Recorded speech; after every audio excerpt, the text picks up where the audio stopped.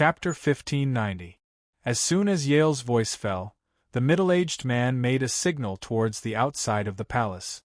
At the entrance of the palace, there were a few armored soldiers escorting two heavily injured people into the palace. At this time, their wounds were still gurgling with golden-red blood. Their faces were covered in blood, making it difficult to distinguish their identities. "Yale, it's them."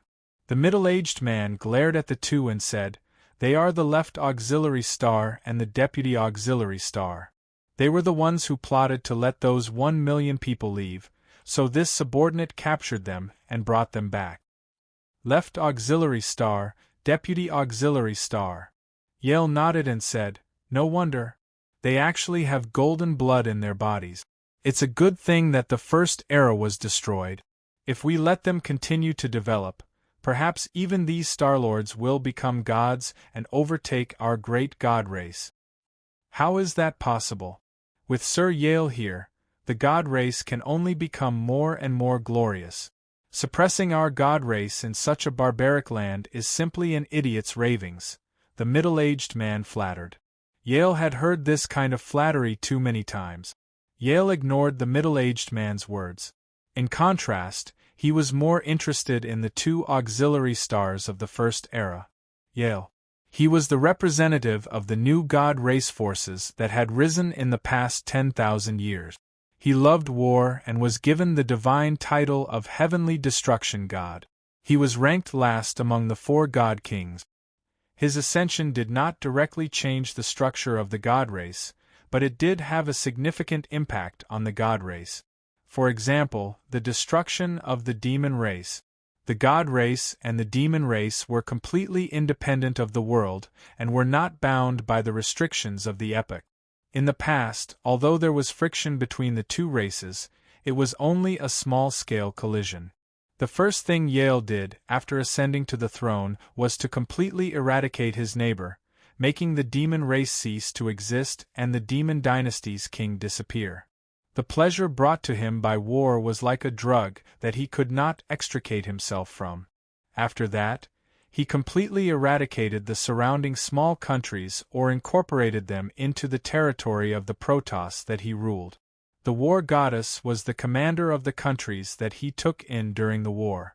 The purge of the surrounding countries made him set his sights on the transcendental First Era. What he didn't expect was that the First Era actually brought him more enjoyment than the demon race and the surrounding small countries. From then on, he immersed himself in the joy of conquering the First Era. Although he had been paying attention to everything regarding the First Era, he had never seen anyone from the First Era, let alone the First Era's auxiliary stars. With a light snap of his fingers, 2 water balls suddenly appeared in front of the Minister of the Left and the Minister of the Left and the Minister of the Left.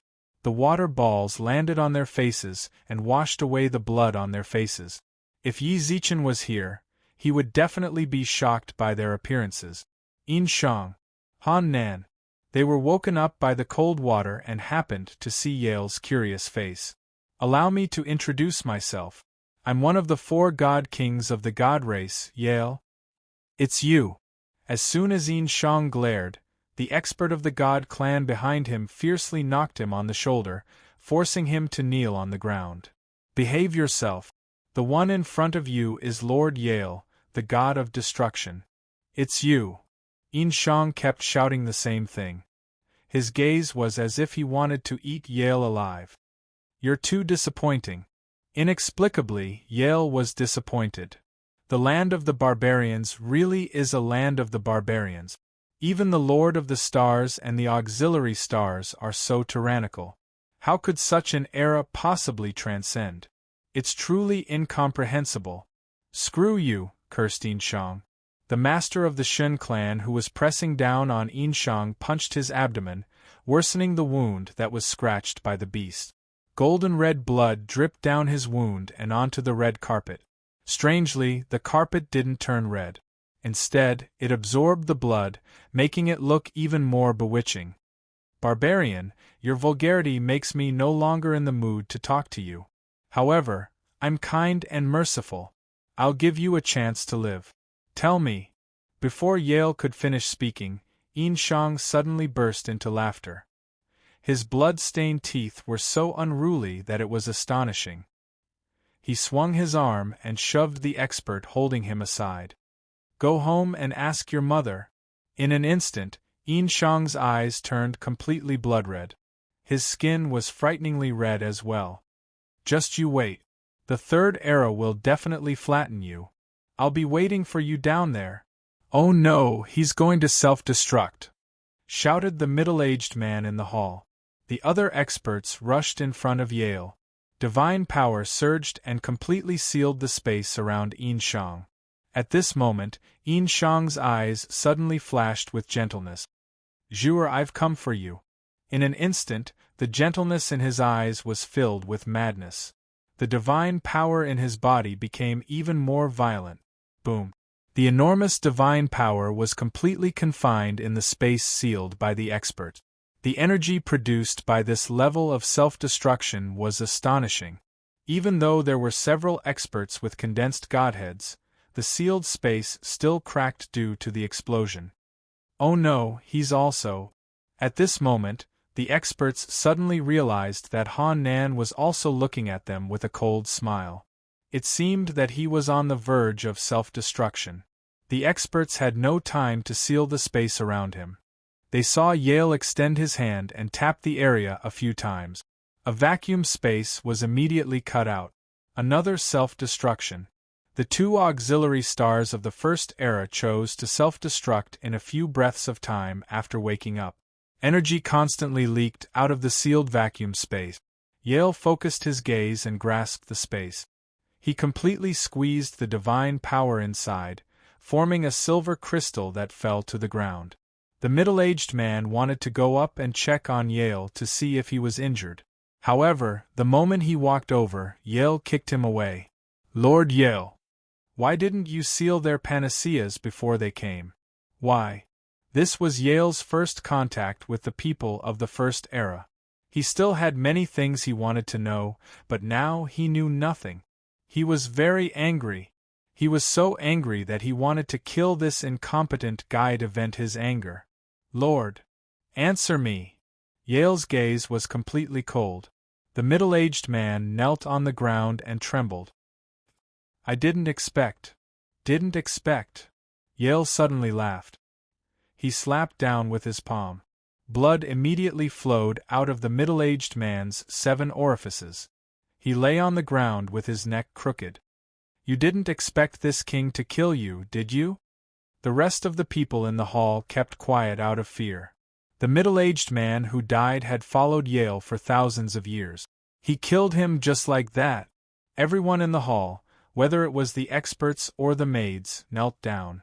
Yale calmly took the silver crystal left behind by Shang and Han Nan's self-destruction. "Wipe out the god race. This king is waiting." Chapter 1591. Attack the Third Era. The God race experts couldn't hide their astonishment. Although Yale hadn't been in power for long, he'd always meant what he said. If he said they were going to attack, they were going to attack. However, everyone knew that the Third Era hadn't reached its end yet. "Your Excellency, you mean? Haven't I made myself clear enough?" Yale's eyes narrowed. The God race experts, who'd just seen blood, instantly felt a chill run down their spines. They broke out in a cold sweat. "Your Excellency Yale, please calm down. We understand what you're saying, but time's not up yet." Yale's expression flashed with arrogance. "It's just a bunch of powerless masters of the laws who set the rules. It's one thing for them to use the rules to restrict those barbarians, but are we supposed to do the same? Pass on my orders. The entire army is to prepare to attack the Third Era. Anyone who dares to stand in our way will have to think twice about whether or not their heads are enough for me to chop off." "Yes, sir." The God race experts immediately obeyed and prepared to leave. However, the furious Yale called them back. "Only the Minister of the Left and the Deputy Stars were captured? Where are the First Era's Master of the Stars, his fated star, and the other auxiliary stars?" "They're fighting the war god," said the God race expert. The war god went to the first era too? Yale smiled inexplicably and said, "All right, then leave the first epoch to his people to play with. Let our people retreat. This king is already sick of the first epoch's old bones. It's time to play with new prey." The god race experts transformed into streaks of light and disappeared from the hall. Yale clasped his hands behind his back and gazed off into the distance. "Don't disappoint me." With that, Yale clasped his hands behind his back and left. Only the maids remained. They stared at the middle-aged god race expert lying in a pool of his own blood. When they recalled what had happened, their hearts trembled. The first era was destroyed. Yi Zichen and Yang Jian instantly froze in midair as the outsider's hoarse wails sobbed. When Yi Zichen first set out for the first era, he'd learned that the first era was at war. Through Han Nan's divine abilities, Yi Zichen could feel the ferocity of a primordial beast. However, at that time, the first era was still relatively safe. There were only a few cracks in the defensive layer that resisted the attacks of the giant beast. According to Han Nan, they couldn't defend against the beast's attacks forever, which was why they sought Yi Zichen's help. However, at the very least, this layer of defense could protect their era for 100 years. Not long ago, the Star Lord had declared that he had not perished as Han Nan had said. What's more, the half-step transcendent Gu from the outside was helping them. But now, this alien expert said that the first era had been destroyed. That was a little too far-fetched. However, this was all Yi Zichen thought. Although he didn't want to believe them, he never doubted their veracity. The truth was in front of everyone. Nearly 1 million ruler-rank experts had suffered grievous injuries. From this, it could be seen what kind of calamity the first era had experienced. Yi Zichen did not even dare to imagine such a scene, because it was too tragic. Then the first era's master of the stars, the fated stars, the auxiliary stars, and the others. Said Yang Jian. The master of the stars, the fated stars, and the auxiliary stars are currently fighting the destroyers. The minister of the left and the assistant stars risked their lives to send us out of the first era. As for their exact situation, we don't know either. The outsider gnashed his teeth and clenched his fists so hard his knuckles turned white. The only thing we can be sure of is that the minister of the left and the assistant stars have already died in battle. Suddenly, 2 broken jade slips appeared in everyone's line of sight. Given Yi Zichen and Yang Jian's cultivation, they could sense that the slips contained a wisp of a soul. The jade slips' destruction meant that the person who'd condensed them had perished. The outsider's eyes were filled with hatred. He was undoubtedly hating his own helplessness. If only his cultivation had been just a bit higher, he could have stayed in the first era and fought alongside the Master of the Stars. He wouldn't have abandoned his home. Yi Zichen and Yang Jian fell silent. The fact that the minister of the left and the assistant stars had chosen to send them away was already a clear sign that they'd been utterly defeated. There was almost no way they could turn the tables. All they could do was send these people away. They'd leave a seed of hope for the first era. The first era had gone through 2 eras, but it still couldn't withstand the Terminator's attack. In that case, what kind of opponent would the third era face in the near future? For a moment, Yi Zichen didn't even dare think about it. Even if he counted all the rulers of the upper 3 realms, could there be more than 100,000 of them? It would be very difficult. 1 million. There were nearly 1 million rulers here, but what had happened? They'd all been heavily injured and had no choice but to flee to the third era in search of a final ray of hope. As for the experts?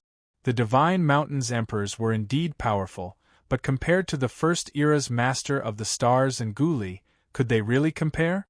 No matter how he looked at it, Yi Zichen couldn't think of any way they could resist the Terminators.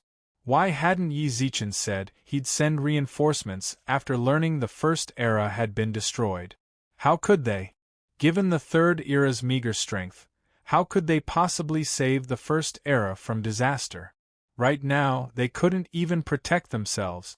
Seeing that the end of the third era was coming, they would have to face the same ancient behemoths as the First Era and the infinite powers of the Terminators. Perhaps. The only possibility was that the Third Era hadn't transcended yet and had plenty of celestial fate. If Yi Zichen could transcend, the Third Era might have a chance at survival. Right. There was still a chance. Now wasn't the time to complain. The First Era's destruction was a wake-up call for the Third Era. The Terminators. They weren't as easy to deal with as they'd imagined. In fact, they were far more difficult to deal with than they'd imagined. While they still had time, they had to seize every opportunity. They couldn't afford to slack off. Every second counted. Even if they lost in the end. If the Third Era was destroyed by the Terminators, they had to at least try not to lose too badly. However, the worst thing about the Third Era was that the gods, Yao, and demons were still at war with each other. The God Emperor didn't do anything for the sake of his own selfish desires. The Demon Emperor was ambitious. Even if the Third Era ended, he still wanted to seize territory. The Yao Emperor was like a wild crane, unconcerned about anything. Chapter 1592. Yi. Yang Jian patted Yi Zichen's shoulder. He could tell that Yi Zichen's emotions were in a mess. Yi Zichen shook his head with a smile. He was indeed troubled, so troubled that he didn't know what to do. But before that, he had to find a place for the Outerium experts to stay, considering how heavily injured they were. One couldn't stay in the Yao Ceiling Pagoda for long. Only the Yao servants of the Yao Ceiling Pagoda could stay here for a short period of time. But in the long run, the Yao Ceiling Pagoda would forcibly leave a mark on the host's sea of consciousness and refine them into its servants. Everyone, I am deeply saddened by the destruction of the First Era. But all of you have come bearing hope, so don't be too sad. Stay here and heal your wounds. I'll find a place for you to stay. You can stay in the Third Era with peace of mind. We'll definitely take revenge for the destruction of the First Era. It wasn't easy to find a place to house 1 million people. The interior of the Divine Mountain was already saturated. If they wanted to accommodate these millions of people, they would need to build a new city in a place that didn't have one. This was not something that could be done in a short period of time. No matter how great the task was, Yi Zichen couldn't just ignore them. Right when he was about to leave the tower to discuss the matter with the Ocean Sovereign, the expert from the outer domain stopped him. Star Lord Yi, there's no need to trouble yourself. The Minister of the Left has already prepared a place for us to rest before we came. Ready? Yi Zichen was stunned. What do you mean? Don't you live in the Third Era? Of course we want to stay in the Third Era, but, before we came, the Star Lord obtained a divine mountain for us. This was an unforgettable day for the God, Yao, and demon races. Since the beginning of the era, there had been 9 divine mountains. The God race had not experienced any changes during this period, but on this day, the 10th divine mountain appeared. Countless powerhouses that had never appeared in the world appeared for the sake of this divine mountain. Everyone looked up at the 10th divine mountain, their eyes filled with unconcealable shock. The God Emperor, the Ocean Emperor, the Jade Lake Palace Master, a series of God race almighty beings landed on the outskirts of the divine mountain. However, these almighty beings were divided into countless factions. They gathered together to watch the newly born divine mountain until it completely stabilized. These great emperors also knew that the master of this sacred mountain was Yi Zichen. God Emperor, we've found out that the divine mountain's master is Yi Zichen. The divine arbiter cupped her hands and stood next to the God Emperor. Beside her were 2 people with powerful auras. These 2 were the leaders of the 2 factions the God Emperor had spent a great deal of effort to nurture. As he listened, the divine emperor, Zhou Wu's expression darkened even more. He squinted. Zhou, the emperor said, Emperor, Zhou Wu the emperor, I Zhou he. They and was they. The God Emperor merely nodded his head, flicked his sleeves, and left. The 2 great powers and the divine arbiter followed close behind. Zhou, Zhi Zhao Qianhe laughed. In the God race's 120 million years of history, 9 divine mountains is a foregone conclusion. But now he's actually managed to create a 10th divine mountain.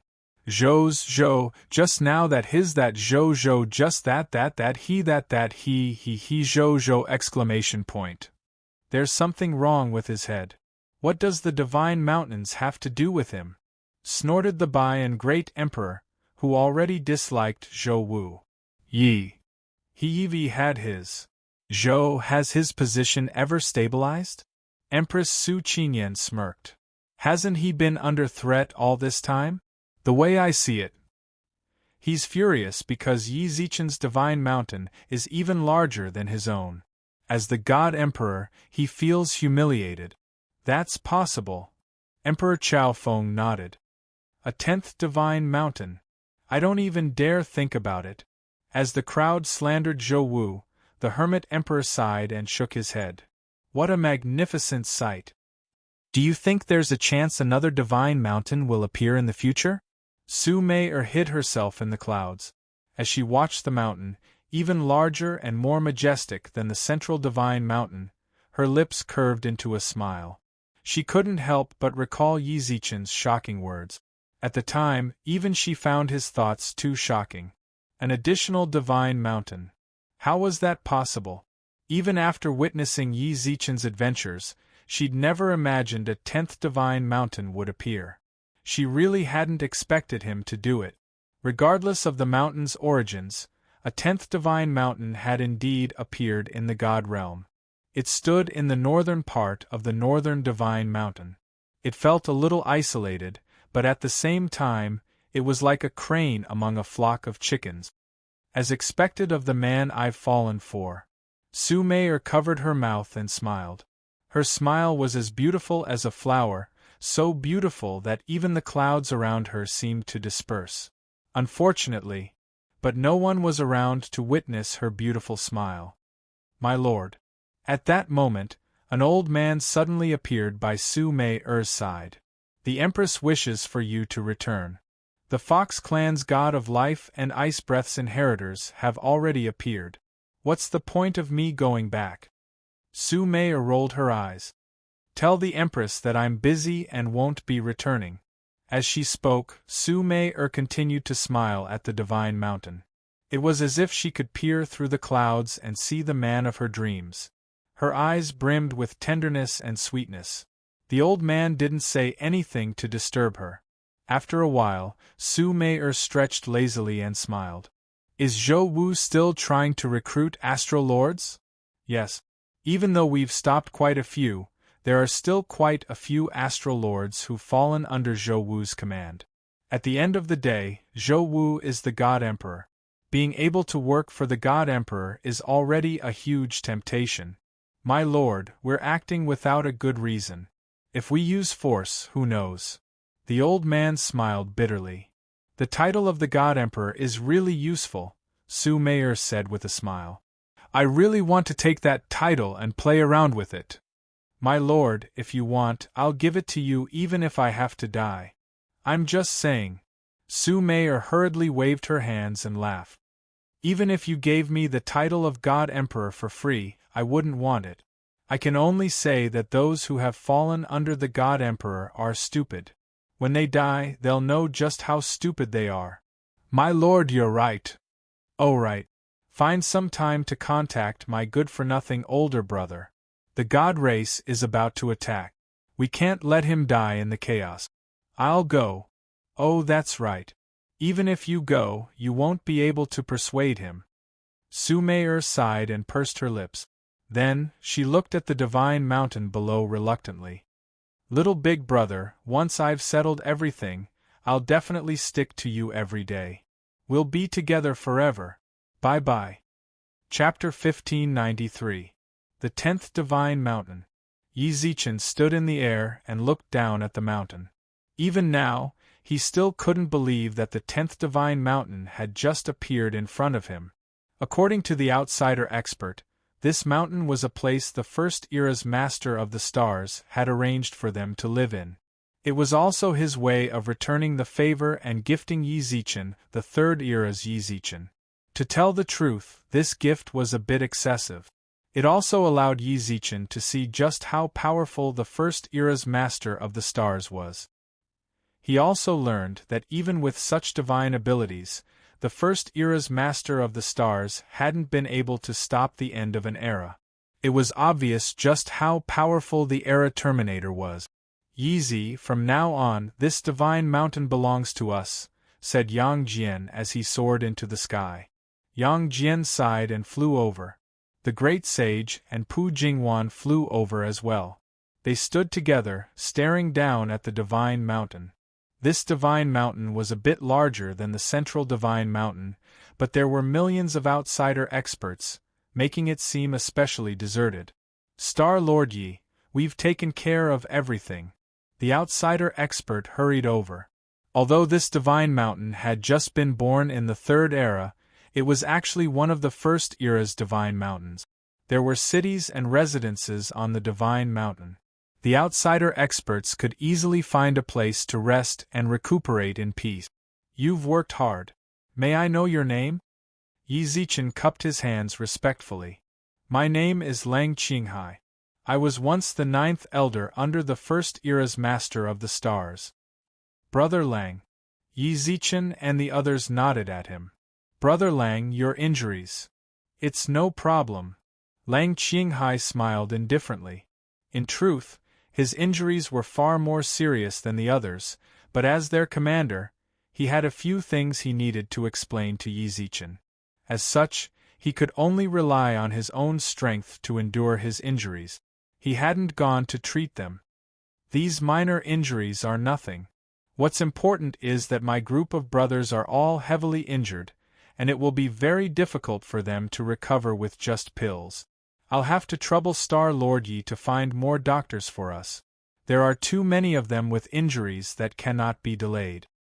Of course, please don't worry, Brother Lang. Yi Zichen nodded, then looked down at the majestic yet somewhat desolate divine mountain. Brother Lang, as you can see, this divine mountain is a bit too desolate, I wonder. Lang Qinghai said, this sacred mountain is a gift from the Star Lord to you, and also a place for us brothers to go. If you want to bring your people to this divine mountain, we naturally won't refuse. Moreover, the war is imminent. If we are allies on the same divine mountain, we will not be able to help each other. We can take care of each other. Alliance, Yi Zichen chuckled. In truth, he just wanted to bring the upheaval alliance here. The central divine mountain was Zhou Wu's territory. The upheaval alliance had been established to keep an eye on the Xiao family, but not long ago, the Thunder Emperor clan had followed the 9 Holy Maiden to the demon realm. There was no point in keeping the upheaval alliance there. Furthermore, Zhou Wu had been eyeing the upheaval alliance and the profound pavilion like a tiger watching its prey. Just now, the great emperors had told him in the group chat that when Zhou Wu found out the 10th divine mountain belonged to Yi Zichen, his expression was especially unfriendly. The upheaval alliance had to be extremely careful on the central divine mountain, so they might as well move their headquarters here. If the profound pavilion wanted to come, then this place was naturally even better. As for the other alliances, the 9-tailed fox clan wasn't likely to move, and the other great emperors were all defending their own territories. There was no way they'd move their clans here. Fortunately, the divine mountain was large enough that it didn't hurt to give them some space. Great Sage, please contact Zixia Fairy and have them come here directly. Although this divine mountain isn't as safe as the northern divine mountain, we'll always be here. Furthermore, the divine mountain is rich in resources. If Fairy Zixia and her clan get a good place to live, it'll be beneficial to them in the future. The Great Sage nodded. Even if Yi Zichen hadn't said anything, he would have told Fairy Zixia to come here anyway. Even if Fairy Zixia and the others were currently in without embroiling city, the Great Sage would have preferred for them to stay right under his nose. Only then would he feel more at ease. As soon as he said that, Yi Zichen hesitated, then looked at Lang Qinghai. Brother Lang, there's actually something I don't understand. Go ahead, Star Lord Yi, said Lang Qinghai. I'll tell you everything I know without holding anything back. You might not believe me, but even if we count the Third Era's rulers, including the gods, Yao, and demons, I'm afraid it'll be difficult for them to surpass 100,000. Emperor-level experts are even less than 1 in 100. Your First Era had millions of rulers, but even with such a foundation, they couldn't withstand the final calamity. How about the Third Era? In the end, Yi Zichen still asked. In truth, he didn't want to ask. However, this question lingered in his mind for a long time. He couldn't understand why the Master of the Outer Realms was so confident that the Third Era could transcend successfully. That's what I wanted to tell you, Star Lord Yi. Hearing this, Lang Qinghai flipped his hand and took out a mustard seed bag. When he opened the bag, there were countless dazzling rings that flickered with brilliant light. These are all the resources of our First Era.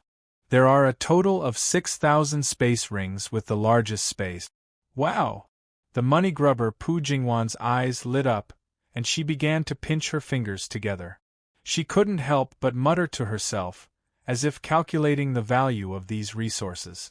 Yi Zichen and the others were completely stunned. All of the First Era's resources were here. Brother Lang Yu. Lang Qinghai placed the bag in Yi Zichen's hands and held it for him. The Minister of the Left entrusted me with these resources. He said that the Master of the Stars said that I had to give them to you. You bear all of the First Era's hope. This is the only thing we can do. Without waiting for Yi Zichen to speak, Lang Qinghai took out 2 more rings. In truth, the rulers you're looking at aren't actually that strong. They're all fairly talented diviners. As for why they became rulers in the first place, the answer is in these rings. Also, you've always wondered why the Master of the Stars bet on you. The secret lies in these 2 rings. They're inside. Lang Qinghai was just about to place the rings in Yi Zichen's hands when he noticed that Yi Zichen only had 1 arm. He casually placed the rings into the great sage's hands. The Master of the Stars also told me to remind you to reach an agreement with that person as soon as possible. Otherwise, there won't be enough time. Also, make good use of the time divine artifact the Master of the Stars sent you. Chapter 1594. In the preparation group. As Pu Jingwan and Yang Jian warmed up the crowd, all of the great emperors appeared in the chat group. The sovereign of numinous treasure and the mysterious stranger appeared as well. The group chat was all about Yi Zichen's 10th divine mountain. Never mind great emperors, the appearance of a divine mountain was a topic worth discussing, even to the gods, Yao, and demons. Jade Lake Palace Master. Alliance Leader Yi is worthy of being the person my daughter likes. You really have strength. Lord 7. Alliance Leader Yi is worthy of being the person that my precious little 17 cares about. You are indeed powerful. Fox Empress. Alliance Leader Yi is indeed the person that our Lil Yen yearns for day and night. You are indeed powerful. Ocean Emperor. Alliance Leader Yi, you're truly worthy of being my eldest daughter's lover. You're indeed capable. The Hermit Emperor. Elder San, is this a family meeting of the bride's family? Lord of the Big Dipper. They're all good girls. Our Zichen is so lucky. Erling Shin, I really envy Yeezy. Monkey King. Erling Shin, just you wait. I've taken a screenshot. I'll send it to the 3rd princess later. Erling Shin. Monkey King, don't. Monkey King. Call me Grandpa's son. Erling Shin. Stupid monkey, you're asking for a beating. Little Grandaunt. Is it starting again? After interacting for so long, the great emperors in the group were used to seeing Yang Jian and the great sage bickering. The bride's family meeting lasted for a long time. The Big Dipper star, who seemed to have seen her future daughters-in-law, sent a big red packet in the group as a pre-wedding gift. The great emperors all praised the Lord of Big Dipper's generosity after receiving the gift. Then, the Hermit Emperor changed the topic. The Hermit Emperor. Why did little friend Yi notify us to look at the group? Why hasn't he appeared yet? Hermit Emperor. Big Dipper Star Lord, does the Big Dipper Star Lord know about this? Star of Northern Dipper, I'm not sure. Invincible, adorable beauty. Wait a moment, I'll call him over. Pu Jingwan left the group chat and sat by the window. She looked at Yi Zichen, who sat there like a statue. The great sovereigns are all here. We're just waiting for you. At that moment, a huge rumbling sound came from outside. Looking out, the great sage and Yang Jian were fighting in the sky. All right. After a long while, Yi Zichen, who was sitting in front of the table, finally replied. He picked up the phone he had placed on the table, but his gaze remained fixed on the piece of parchment in front of him. It was too shocking. At that moment, Yi Zichen's heart was filled with shock. After Lang Qinghai left, the great sage handed the 2 rings to Yi Zichen. Yi Zichen, who'd obtained all of the First Era's resources, was so shocked he couldn't speak. However, compared to all of the First Era's resources, he was more inclined to believe that 1,000,000 rulers and Master of the Stars were willing to bet on his secrets. When fighting against the Era Terminators in the future, the most important thing was still an expert. Divine artifacts, medicinal pills, and talismans were important, but they were only supplementary. Without enough experts to hold the line, no matter how many heaven-defying divine artifacts there were, if the user's realm was not high enough, it would be difficult to unleash their true power. Therefore, he did not look at how rich the resources in the thousands of rings were. Instead, he chose to open the 2 rings with the secret answers. The 2 rings didn't contain much space. At the very least, they were low-level spatial artifacts. There weren't many items inside either. One of the rings contained a bottle of pills and a piece of parchment, while the other contained a set of blueprints. However, these few items had caused Yi Zichen to sit in front of the table for a full 6 hours. He was certain that if he publicized the secrets of these items, it wouldn't just be him. Even the great emperors would be just as shocked. Why are they fighting again? Yi Zichen glanced out the window. He didn't even need to think to know that Yang Jian and the great sage were fighting outside. Yi Zichen didn't pay too much attention to their grudge. He licked his lips, glanced at the parchment on the table, and clicked open the battle preparation group. Only idealism. I'm coming. Lord 7, what's up? Do you think we're not busy? Are you giving us the cold shoulder? Brothers, don't you think so? Jade Lake Palace Head, I'm not busy. I'm not busy at all. See Emperor, the river Styx is very free. Lord 3rd, the Society of Saints is also very free. Hermit Emperor, the Hermit Palace. You understand. Cough. Great Emperor by a nearly coughed up blood. Just a moment ago, the great emperors were discussing how to take Yi Zichen down a notch. Gee. From the looks of it, it was as if he'd been sold out. Lord 7, why, you guys. Even through the screen, Yi Zichen could sense Emperor Bai An's speechlessness. The other great emperors couldn't stop snickering. Yi Zichen had no idea what was going on between the great emperors, but he wasn't in the mood for gossip. He had to explain the contents of the parchment to the great emperors as soon as possible. Only idealism. Great emperors, please wait a moment. I have something to discuss with you. Jade Lake Palace Head, do you want to talk about the 10th Divine Mountain? Hermit Emperor, little friend Yi, you really are a miracle worker. Little Grandaunt, that's all there is to it. See Emperor, do you need us to provide you with a management plan? Only idealism. Thank you for your concern, great emperors. I have my own way of managing the Divine Mountains. Besides, there aren't many people in the Divine Mountains right now, so it's easy to manage them. Only idealism. If it's convenient, great emperors, you can move to my place. We can look out for each other. Emperor Hades, Yi, don't joke around. How can we leave? The other great emperors nodded in agreement. Yi Zichen knew this would happen, but he simply smiled knowingly. He didn't try to force them. Besides, he wanted to get to the bottom of the matter. Only idealism. It's fine if you don't want to come. Great emperors, please wait a moment. I'll send you a picture. As soon as he sent the message, Yi Zichen took a picture of the parchment. However, he only took a portion of it. He didn't take a picture of everything. It wasn't that he was afraid the great emperors would pry into the secrets of the parchment. They were allies, and there was nothing to hide. What he cared about was the stranger in the group. If his guess was right, this stranger was actually the one from the central divine mountain. Who knew what he was planning? Yizichen didn't dare take the risk. He could only send a portion for the great emperors to see. However, he believed that even if it was only a part of it, the great emperors would be dumbfounded after seeing it. Ding! A picture was sent. When the great emperors who hadn't yet arrived in the Yao and God realms saw Yizichen's picture, the group instantly fell deathly silent. Then, a flood of messages flooded the screen. Lord 7, is this real or fake? Fox Empress, where did you get this? Is it real? Hermit Emperor, I've never seen this before.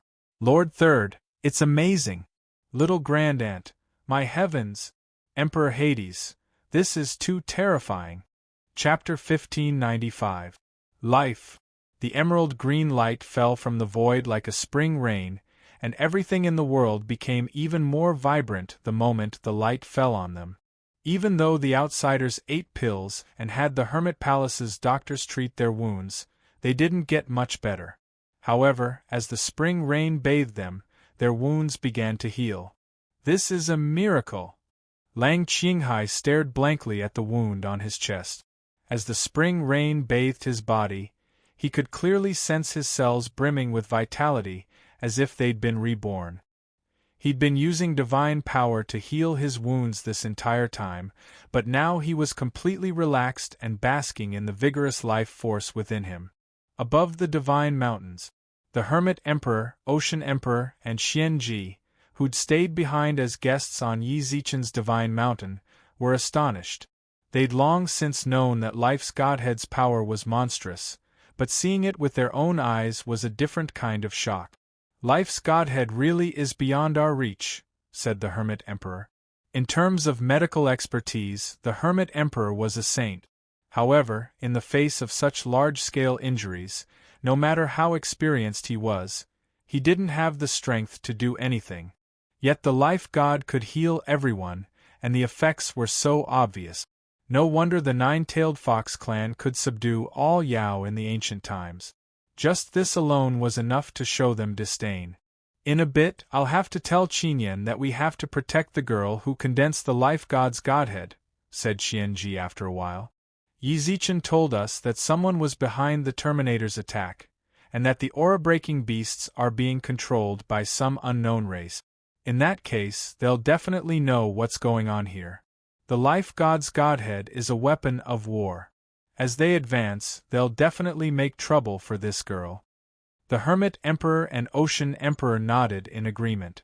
After discussing their preparations, Yizichen told them quite a bit of information they didn't already know. The aura-breaking beasts and their master were one of them. The second was that they'd heard about the First Era's destruction, and knew that these rulers were all from the First Era. The radiance of life lasted for a full 4 hours. Although Su Yan wanted to hold on for a bit longer, she couldn't keep up with her divine power any longer. When the radiance dispersed, the Outer Realm experts were still longing for more as they savored the vitality that was about to emerge from their bodies. The moment Su Yan put down her scepter, Su Lu'er flew to her side to support her.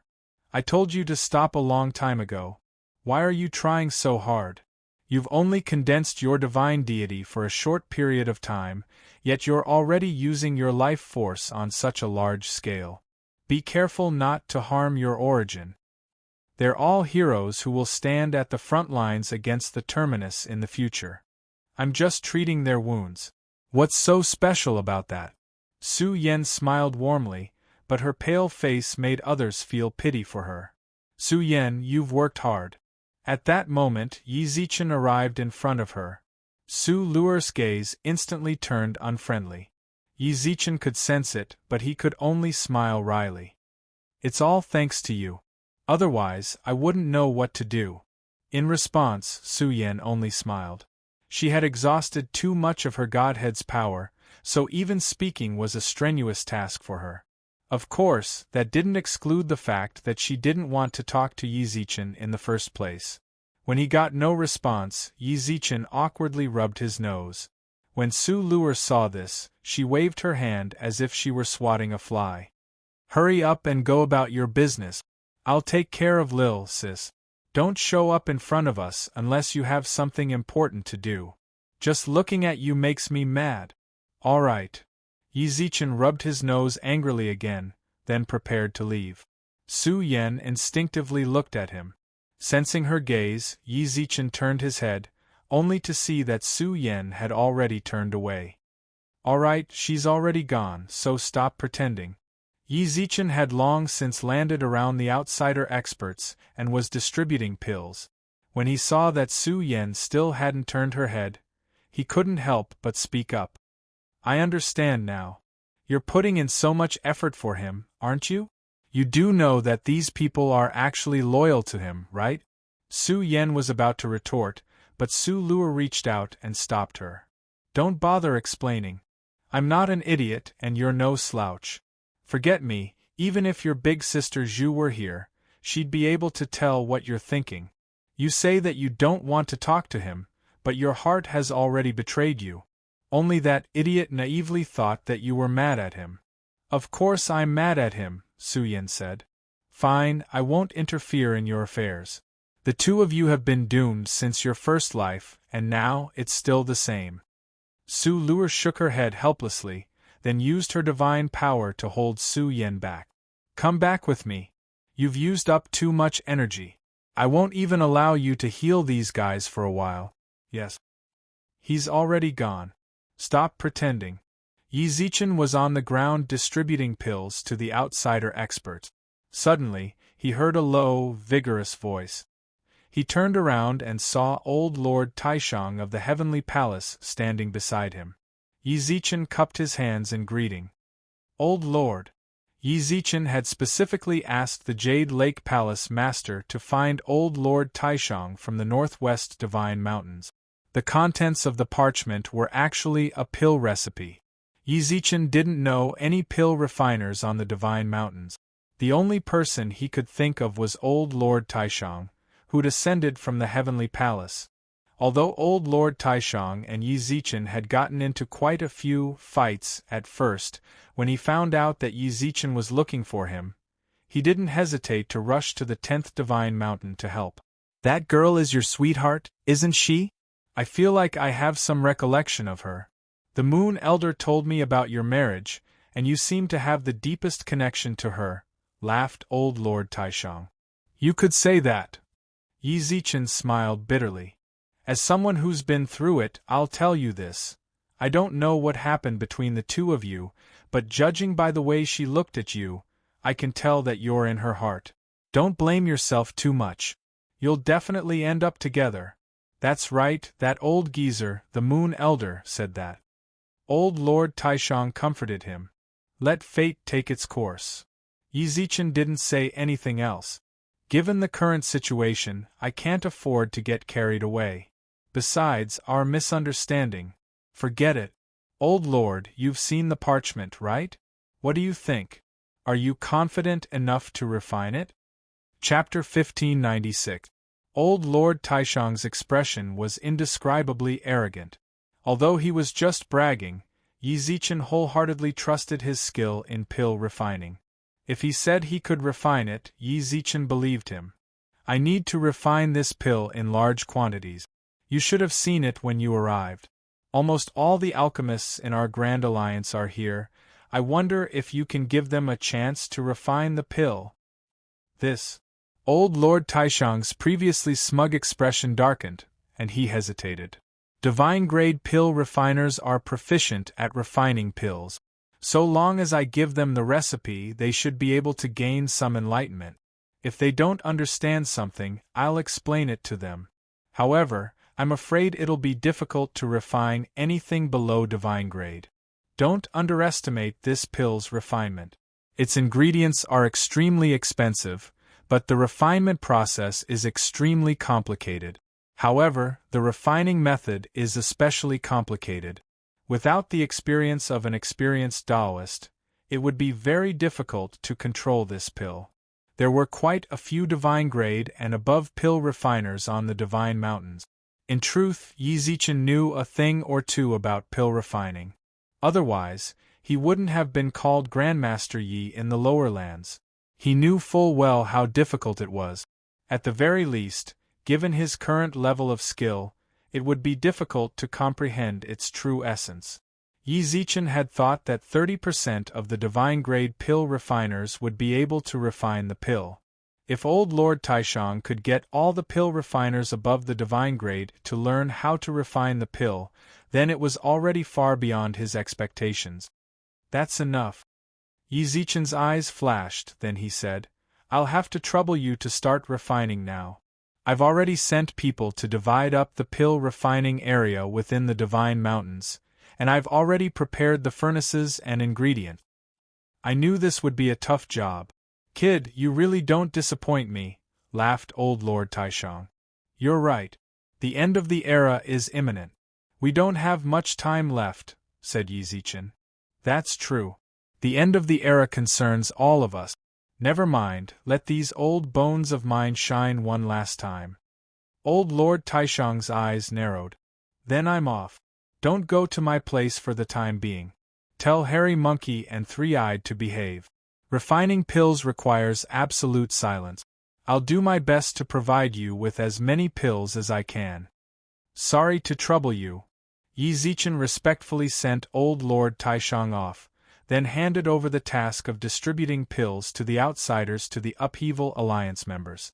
By now, the Central Divine Mountain's Upheaval Alliance had moved to the new Divine Mountain, accompanied by a group of experts from the Profound Pavilion.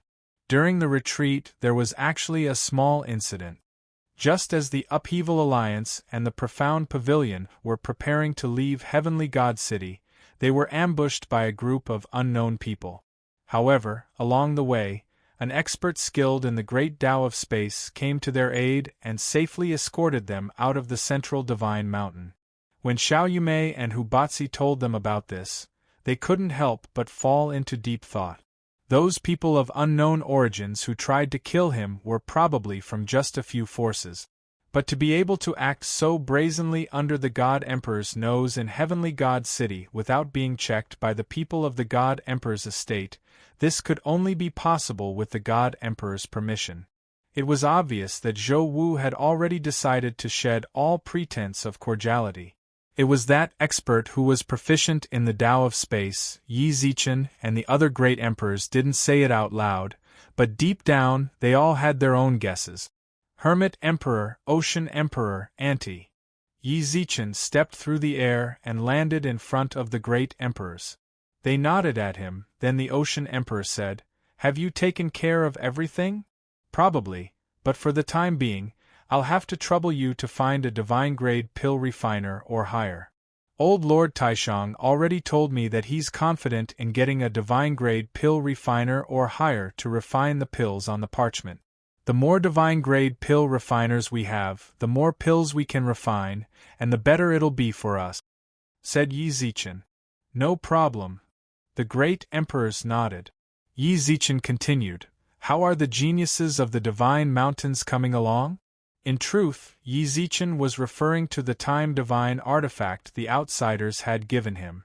The destruction of the First Era made it impossible for Yi Zichen to hide anything from the great emperors. After he told them about the destruction of the First Era, he revealed the existence of the time divine artifact. The requirements for selecting geniuses were strict. They had to be monstrously talented, born less than 1,000 years ago.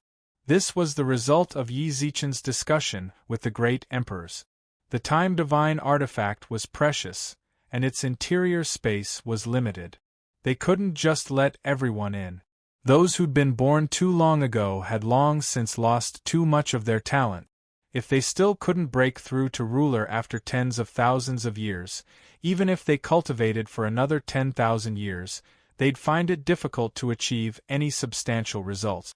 In that case, it was better to give this resource to monstrously talented geniuses who'd been born relatively recently. Who knew, with this divine artifact, they might be able to produce a few more emperor-level experts in the Third Era. Bian, Qianling, and Chao Feng are in charge of recruiting geniuses. Just now, they said in the group chat that they were on their way. They should be here soon. Before he'd even finished speaking, the sound of several sonic booms rang through the air. Up in the sky were 4 flying ships. Their pilots were Bian Chao Feng, the Jade Lake Palace Master, and the Lord of the Big Dipper, Yi Rong. "They're here as soon as you say they're here," laughed the Hermit Emperor. Each of the 4 flying ships held nearly 100,000 experts. Their auras varied from Earth Supremes to Diviners. These were all geniuses the great emperors had recruited from all over the world. These hundreds of thousands of geniuses carried the hopes of far too many people. Among them, Yi Zichen recognized quite a few familiar faces. Go Yuzhan, the Minister of the Right, Lori, Little White of the Sky Devourer clan, Zhuge Kongming of the Vermilion Bird clan, Xia Kiki of the Dragon clan. These were the people who'd always been by Yi Zichen's side. Now, they'd all appeared on the Divine Mountain.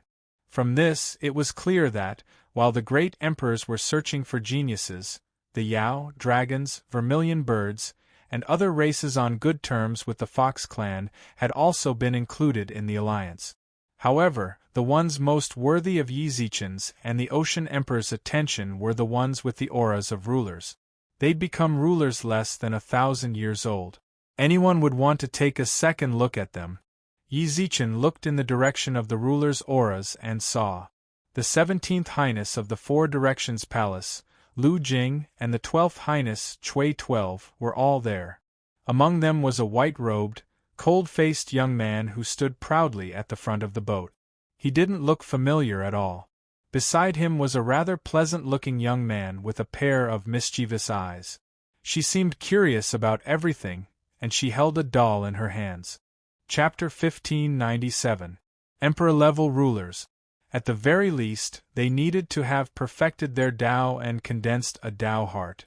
Going from Earth Supreme to Diviner was already a hurdle, and Diviner to ruler was even more difficult. If one wanted to perfect their Tao and condense a Tao heart, they needed both talent and opportunity. There was no need to mention just how harsh the requirements were for the emperors to choose geniuses. Becoming a diviner in just 1,000 years was already shocking enough, and becoming a ruler was even more monstrous. However, even a monstrous existence was like the gap between a firefly and the moon in front of an emperor or ruler in 1,000 years. If it weren't for the girl and the icily arrogant youth, Lu Qing would have been the one they cared about and nurtured the most. However, the girl and the youth completely outshone her brilliance. Humph. Even though Lu Qing didn't care too much about it, geniuses always had their own pride. She had already noticed the girl and the youth before coming to the 10th Divine Mountain. She could clearly sense just how serious of a threat they posed to her. The girl was a divine general-level girl, so it was easier for Lu Qing to accept. The girl might look young, but for people at their level, appearance was no longer the only way to judge someone's age. Lu Qing had only ascended 100 years ago. Even if she was in the modern realm, she hadn't even been born for 200 years. Perhaps the girl was already 800 or 900 years old. Lu Qing asked herself if she was given enough time. She would definitely be able to beat the girl to a pulp.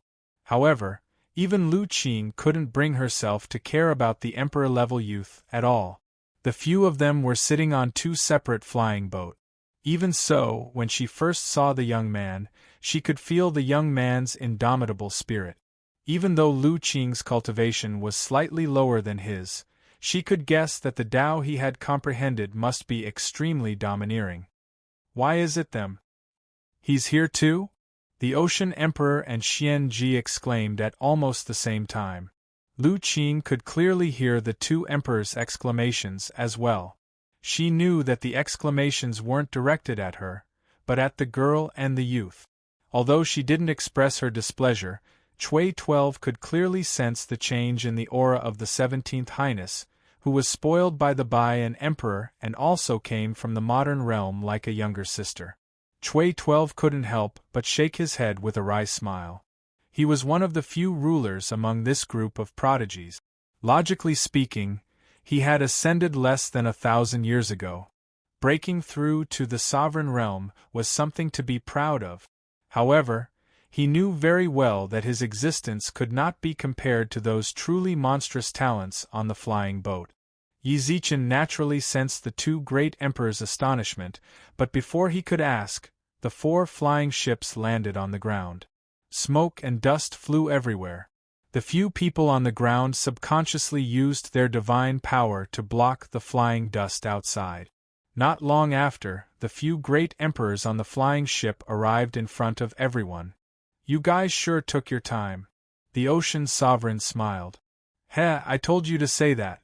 You're enjoying yourselves on the divine mountains while we go out to recruit the geniuses of the world. It's one thing if you don't mention our hard work, but to think we're slow?"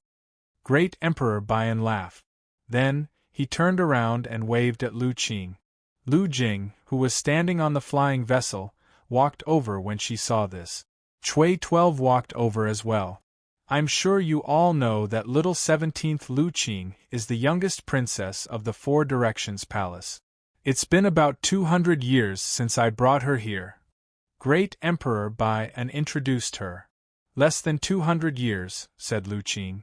Normally, Lu Qing wouldn't have reacted this way. 200 years as a ruler was an absolute shock to anyone. Even among the emperors present, there were few who could break through to the sovereign realm in less than 200 years. She was only acting this way because of the youth and girl behind her. She didn't want them to look down on her. That's right. Less than 200 years, just a little over 100. Now that she's a ruler, she's reached the pinnacle of elemental fire. "She's only a step away from condensing a Tao heart," said Great Emperor Bian. "I've long since heard of Her Highness's peerless talent." As expected, seeing is believing, the Great Emperors chuckled. "As for this one, this is Chui 12, the 12th Highness of the 4 Directions Palace. Although he hasn't condensed a godhead yet, he's skilled in divination and is also a ruler." 12 greets the Great Emperors. Chui 12 cupped his hands respectfully. These people were rulers now, so they'd naturally be the ones they'd spend most of their resources on. The other great emperors introduced the other rulers one by one. When they mentioned Xia Kiki, they emphasized the importance the dragon race placed on her. The dragon god's expectations for her also raised the great emperor's expectations for her. However, the girl didn't seem to be as stubborn as Lu Qing. She ignored the great emperor's gazes and stuck to Yi Zichen's side the moment she arrived. This was just the first batch of geniuses selected. In the future, the great emperors would continue to search for more geniuses. There were a total of 10 rulers on the 4 flying boat. The great emperors were already quite satisfied with this number. However, the ones they cared most about were the girl with the doll and the cold-faced youth. "Don't look at me like that." As if sensing the gazes of the great emperors, the young girl who was holding the doll that looked like a porcelain doll actually revealed a shy expression. She grabbed the doll and hid it behind the young man. The cold, arrogant youth paid no attention to the great emperor's gazes. He raised his head proudly, then calmly cupped his hands at the Ocean Emperor. "Ocean Emperor, long time no see." The Ocean Emperor smiled and nodded. The great emperors seemed to know something, and they looked at the two of them awkwardly. Yi Zichen and the others frowned, wondering if this person knew the Ocean Emperor. However, the youth's next words left Yi Zichen, Pu Jingwan, and the others wide-eyed. "I was careless the first time. If we fight again, you might not be my match." In an instant, the surrounding people were stunned. The surrounding air seemed to be frozen by the young man's words. The girl hiding behind him tugged at the youth's clothes. "Big bro, Annie said we had to be polite before we left." The youth ignored her. He continued to stare at the Ocean Emperor arrogantly, but before long, his gaze landed on Yi Zichen. This was an extremely irritating, scrutinizing gaze. Yi Zichen couldn't help but frown. This was too rude. Chapter 1598. This arrogant youth had become the star of this ceremony. As he spoke in a cold, arrogant tone, all the geniuses on the flying ships looked towards Yi Zichen. In truth, Yi Zichen was astonished. This was absolutely his first time meeting this youth. However, he could feel a strong hostility from him. "That's me." Yi Zichen nodded lightly, and the arrogant youth's aura instantly erupted. His surging divine power was like a pair of invisible hands reaching out to grab Yi Zichen. Wherever they passed, the space around them crumbled. The Tao Heart of Destruction. The great emperors instantly recognized the youth's Tao Heart. This Tao Heart could only be condensed after comprehending the great Tao of destruction to the extreme. Among the many great Taos, it was one of the most powerful offensive arts. The great Tao was difficult to comprehend, and condensing an ordinary Tao Heart was already rare. This youth had condensed a Tao Heart of destruction. The great emperors naturally viewed his talent as even greater. However, they had no time to celebrate or sigh in amazement. Everyone could tell that this youth wasn't just testing Yi Zichen. Just as the great emperors were about to stop him. Whoosh, whoosh. Two figures, one black and one gold, instantly appeared by Yi Zichen's side. Black and gold light shot into the sky, instantly shattering the giant hands. "You're seeking death." The great sage wasn't particularly docile to begin with. He hefted his Rui Jingu Bang and attacked. Yang Jian did the same. The third eye between his brows opened, and the lance in his hand began to hum. Then, the great sage attacked the youth with a deadly blow. Humph! In the face of two monarchs joining forces, the youth didn't show the slightest hint of fear. With a light tap of his finger, the space before him seemed to be sliced apart, turning into countless fist-sized cubes. "Big brother!" The girl who was holding the doll in her hand shouted softly. The young man's disregard seemed to have made her a little angry. She bit her lip, stamped her foot, and spread her arms. She could actually see the flow of time. Time rewind. As soon as she said that, the surrounding great emperors lost their composure. The Tao of Time. Among the great Taos, the Tao of Time was ranked above the great Tao of Destruction. Comprehending the Tao of Time was already extremely difficult. Even great emperors like Shuiyang had only scratched the surface when researching the Tao of Time. They could only accelerate time slightly. Time rewind. What the girl had just shouted was to rewind time. Indeed, as soon as she finished speaking, the flow of time around them really did change. Regardless of whether it was the young man who destroyed space or the enraged great sage and Yang Jian, they all returned to their original positions. "What are you doing?" The young man glared at the girl angrily, and the girl stared back at him without showing any sign of weakness. "Auntie told me to keep an eye on you before she left. If you don't listen, I'll tell Auntie." The youth snorted coldly and stopped attacking. The great sage and Yang Jian were furious, but Yi Zichen stopped them.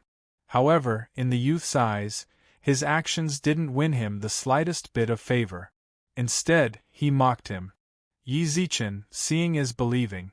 Before I got here, I was wondering what kind of person it would be, but it turns out to be nothing more than this. How disappointing." "Say that again." The great sage cursed. "Do you know who you're talking to?" Pu Jingwan also felt like the youth was being a bit too arrogant. "Your geniuses we recruited, and we provided you with all the resources you need.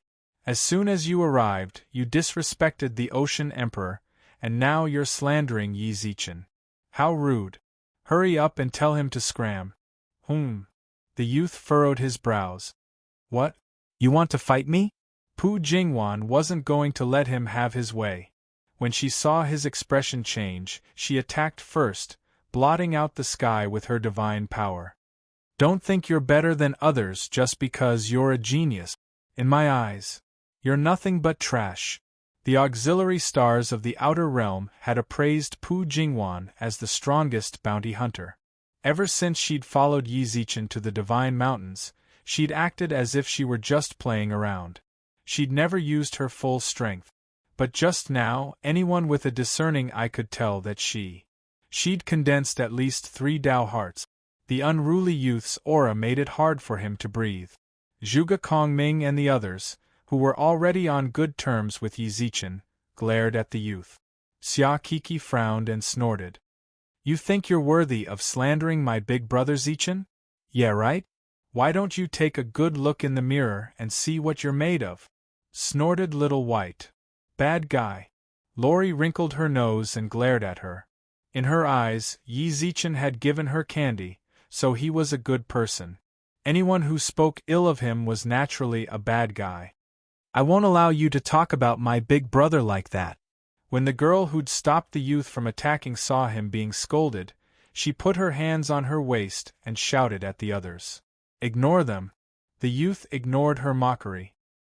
He simply gazed deeply at Pu Jingwan, his eyes flashing with greed and adoration. The others didn't sense his gaze, but Pu Jingwan did.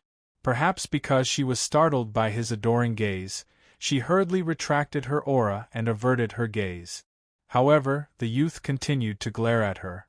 After a while, he finally retracted his gaze and looked directly at Yi Zichen. I've never wanted to enjoy your resources. I came here purely because I was curious about you, Yi Zichen, and because of the spatial divine artifact Great Emperor Chao Feng mentioned. It's just that after coming here, you, the one my auntie especially admires, Yi Zichen, you've truly disappointed me. You don't deserve to order me around, nor do you deserve to make me obey you. The youth's arrogance didn't diminish in the slightest. He stared coldly at Yi Zichen. If you think I've hurt your lowly pride, then I'll just leave. Even outside, I can still leave you in the dust. I'm not boasting. We'll just have to wait and see how things turn out. None of you. You don't deserve to be my opponent. I'm glad I came here in the first place. Suddenly, the youth's gaze landed on Pu Jingwan. Miss, may I know your name? This time, the other great emperors noticed his gaze as well. Pu Jingwan, who was being stared at, felt her body tremble. She couldn't help but avoid his gaze, but he didn't hesitate to say what he wanted to say. Chapter 1599. I've never seen someone so shameless.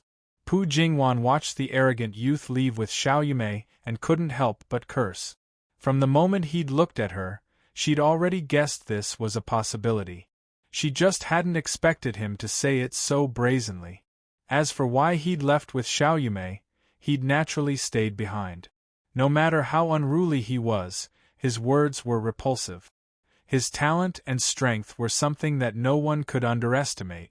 Given his talent, if he had more time to cultivate in the divine artifact, no one could predict what heights he'd reach by the end of the era. In the future, he'd undoubtedly be a major force in the fight against the Terminators. It was normal for geniuses to have their own pride, which was why neither Yi Zichen nor the Ocean Emperor rebuked him. Instead, they considered the bigger picture and persuaded him to stay. The geniuses the four great emperors had brought with them all headed for the divine artifact. During this time, Xiao Yumei would use the divine power stored within the divine artifact to determine whether or not to absorb more geniuses. That was too terrifying. Someone actually likes Pu Jingwan? Monkey, look at me. I'm covered in goosebumps. That kid's probably blind. Not only is he blind, but his brain isn't working too well either. Yang Jian and the great sage were putting on a show.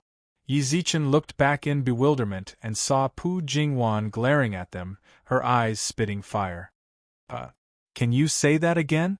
Her hands were on her hips, and it looked like she'd attack them at the slightest provocation. The great sage and the others couldn't help but glance at each other. See? We said the wrong thing. Big Sister Jingwan should be the type of girl who hates marriage. She's absolutely delighted to have someone confess to her. How dare we slander her future big sister's man? We've sinned. I agree.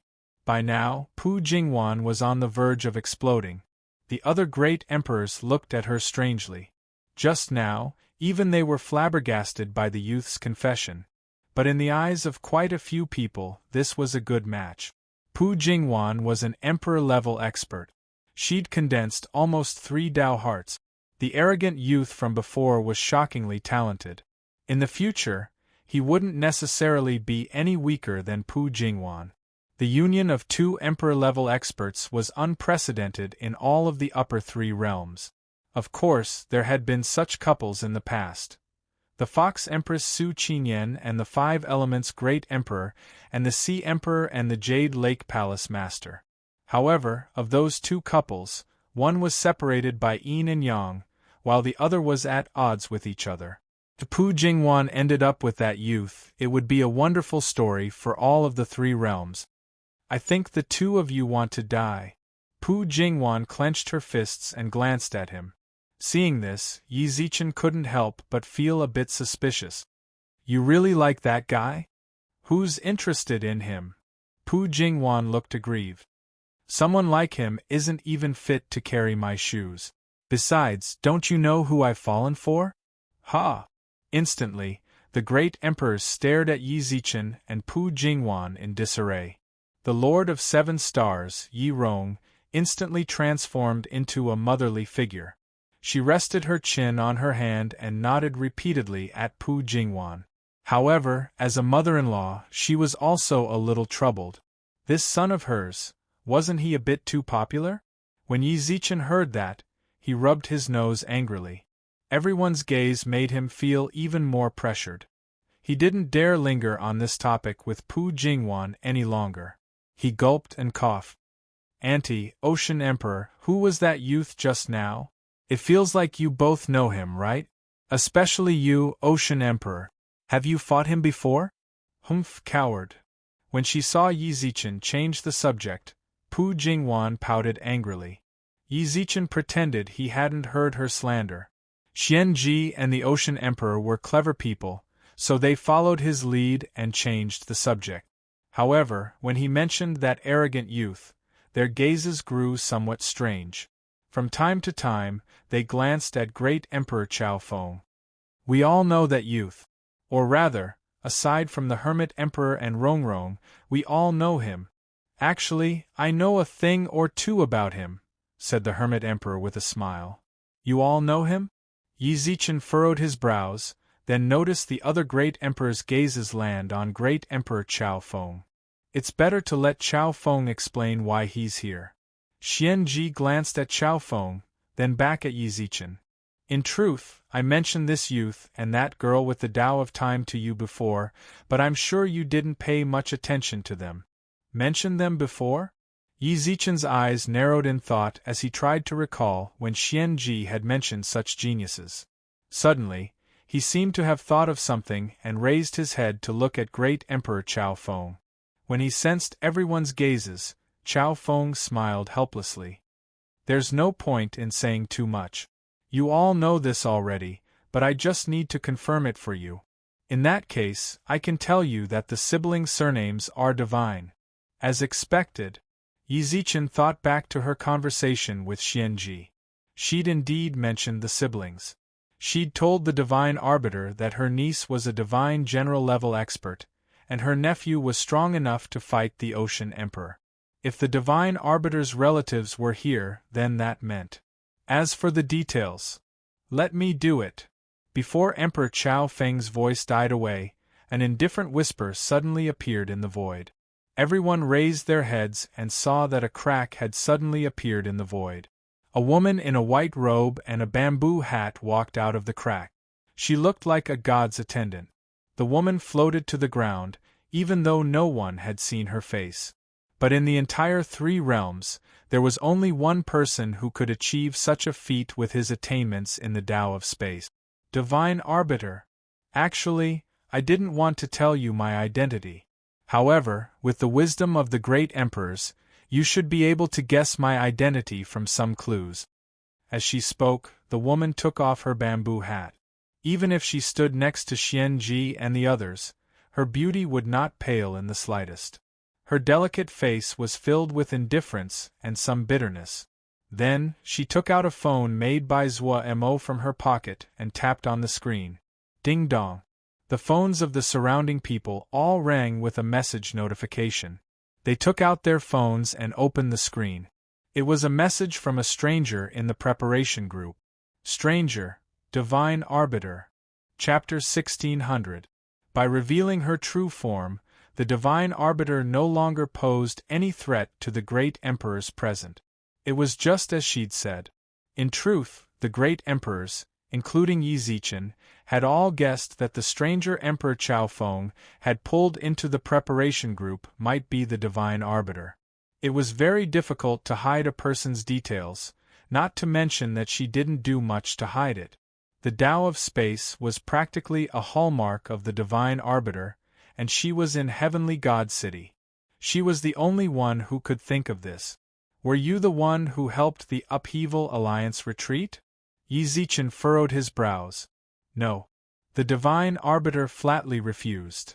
The God Emperor wants to deal with you. As one of his subordinates, if I lend a hand, and use the Tao of Space at that, the God Emperor will definitely suspect me. I'm not stupid enough to do such a thing and find trouble for myself. She wasn't the Divine Arbiter. Xiao Yumei had told Yi Zichen that they'd only managed to escape with the help of a spatial technique. Now that the Divine Arbiter had flatly denied her possibility, then, of course, it was someone I sent. I knew ahead of time that the God Emperor wanted to deal with you, so I secretly found someone to help you escape. You need to know that although the Tao of Space is a great Tao, it doesn't mean that I'm the only one in the God race who knows it. Putting everything else aside, the great emperors were more or less right. He has even comprehended the Tao of Space, it's just that he's not as proficient as I am. The other great monarchs nodded. All Taos are connected. Anyone who reached the pinnacle of the great Tao would do so in order to condense their Tao heart. When they encountered a bottleneck in their Tao, they would try to comprehend other great Taos to help them comprehend the great Tao they had previously comprehended. They did know a little about the Tao of Space, but just as the Divine Arbiter said, they weren't proficient in it. Mastering a single Tao art required too much experience. No one could master all 3,000 great Tao. It was better to specialize than to be proficient in a group. Even those who had just stepped into the ruler realm understood this principle. Then may I ask who helped you? Please tell me your name. I'll have a chance to thank you in the future, said Yi Zichen respectfully. It's my nephew, God Rain. In other words, the overly arrogant young man you saw just now. It's him. Whether it was Yi Zichen, the great sage, Yang Jian, Pu Jingwan, or the other great emperors, they were all stunned. The great Tao of destruction was already a domineering, peerless great Tao.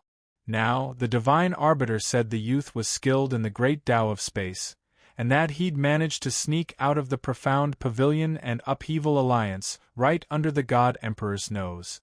A monster. A peerless monster. Even those who thought he was arrogant before had to re-evaluate God's reign.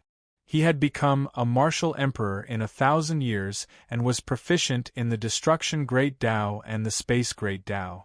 This kind of talent was enough for him to not look anyone in the eye. Divine Reign is naturally proud and aloof. She treats everyone like this. However, he really does have a talent that matches his temper. In truth, he's not just skilled in the Tao of Space and Destruction. He's also skilled in the great Tao of Time. However, he's not as skilled as that Shirsha girl. He's still stuck in the time freeze phase. The Divine Arbiter dropped another bombshell. Play. Hiss, everyone gasped. Even the knowledgeable great emperors couldn't help but look at each other. Their eyes were filled with shock at Divine Reign and the Shin family. Needless to say, the Divine Arbiter was an emperor-level expert. She could stand on equal footing with the great emperors. Her family had many experts, and now she had a peerless genius skilled in 3 peerless great Taos, as well as a descendant skilled in the great Tao of Time. It was impossible to imagine what the future would be like if someone like her stood by the God Emperor's side. But Divine Arbiter, are you really worthy of our trust? As the other great emperors gasped in shock, Xian Ji glared icily at the Divine Arbiter. The others might not know, but I do. What exactly is your relationship with Zhou Wu? I'd trust anyone who betrayed him, but you. I don't believe it. Xianji had served by Zhou Wu's side for tens of thousands of years, and so had the Divine Arbiter. As colleagues, they had to understand each other. Xianji was well aware that the Divine Arbiter's relationship with Zhou Wu wasn't simply that of a superior and subordinate. I've never thought about betraying him, said the Divine Arbiter suddenly. The great emperors knit their brows and looked at her. She'd already gone this far, but she still said she'd never thought about betraying him? What exactly was she thinking? I'm different from all of you. You're all standing against him. You hate him, but I don't. The Divine Arbiter glanced at the great emperors and Yi Zichen, then sighed. I'll always stand by his side. It's just that the things he's doing are too crazy, so crazy that I'm afraid. I don't want him to make another mistake. I don't want him to stray down the wrong path. I want to save him, but my power is limited. I have no way to sway his thoughts. I can't follow the demons. I have no choice but to work with you. I hope you'll consider my service to you, and when he truly reaches the point of no return, pull him back a little and spare his life. It couldn't be said that the Divine Arbiter's words were full of tears, but they were enough to move everyone. From her words, everyone could sense that she was a pitiful woman. She was powerless to help the man she loved, but she was still filled with love. No one knew what the God Emperor had done to make the Divine Arbiter act like this. They also knew that the Divine Arbiter, who loved the God Emperor so deeply, wouldn't tell anyone what he'd done. In the end, the Divine Arbiter was merely cooperating with them. They weren't allies who would advance or retreat together. That sounds like something you'd say. Xianji arched her brows, but her expression wasn't as cold as before. As a woman herself, she could sense the Divine Arbiter's emotions just now. She didn't seem to be lying. What she'd just said was exactly what she was thinking. Cooperating was naturally no problem. Having someone on the Divine Arbiter's level join them was a blessing for the Great Alliance. More importantly, they had to find a way to gain mutual trust. In the end, she loved the God Emperor too deeply. No one could guarantee that she wouldn't turn the tables on him. Or perhaps she'd risked her life to come here just to get the information the God Emperor wanted. I understand you very well. You've given your everything to the God Emperor. Now, his crazy behavior terrifies you. I feel sorry for you, and I sympathize with your situation. Xianji looked into the Divine Arbiter's eyes. But, in the end, you only have the God Emperor in your heart. How can we trust you? Just because of you? 2 of your clan's geniuses are far from enough to be used as bargaining chips. They are too monstrous. Perhaps in the future, their existence will not be a bargaining chip for us, but a threat. All right, I'll put it this way. Chapter 1601. The fact that Yi Zichen was the Emperor's star wasn't a secret to the great emperors, but they'd never announced it to the public. Because of the Divine Arbiter's presence in the group, they all referred to him as Alliance Leader Yi. When he'd opened the Emperor's star's eye, they'd used Xuetai to conceal Yi Zichen's identity as the Master of the Stars. No matter how you looked at it, it was perfect. Yet now, the Divine Arbiter was so certain that Yi Zichen was the Master of the Stars. Although everyone was shocked, they maintained their composure and didn't react. The Divine Arbiter couldn't help but cover her mouth and laugh at the Emperor's disguises. You don't have to do this. Your plan back then might be able to fool those unintelligent fellows, but you can't fool me. I always knew that kid called Xuetai was just a substitute you used to confuse everyone. The real Master of the Stars is, without a doubt, Yi Zichen. What do you want to say? Asked Xianji. I know full well that Yi Zichen is the Emperor Star's master, but I still told the God Emperor that the chances of Xuetai being the Emperor Star were higher. Isn't that enough? The Divine Arbiter didn't avert her gaze in the slightest. What she said now was the truth. She had a clear conscience, so naturally she would not be afraid. I have already proven my sincerity by helping you conceal the authenticity of the Emperor's star. You should know that the God Emperor has been searching for the Emperor's star all this time. The great emperors, including Yi Zichen and the others, all looked at the divine arbiter with various expressions. If everything was really as she said, then they would indeed owe her a huge favor. They absolutely didn't doubt the God Emperor's trust in the divine arbiter. If the divine arbiter said Yi Zichen was the Emperor's star, the God Emperor would attack him without hesitation. The divine arbiter's mist had saved them a great deal of trouble, but Xianji's expression remained grim.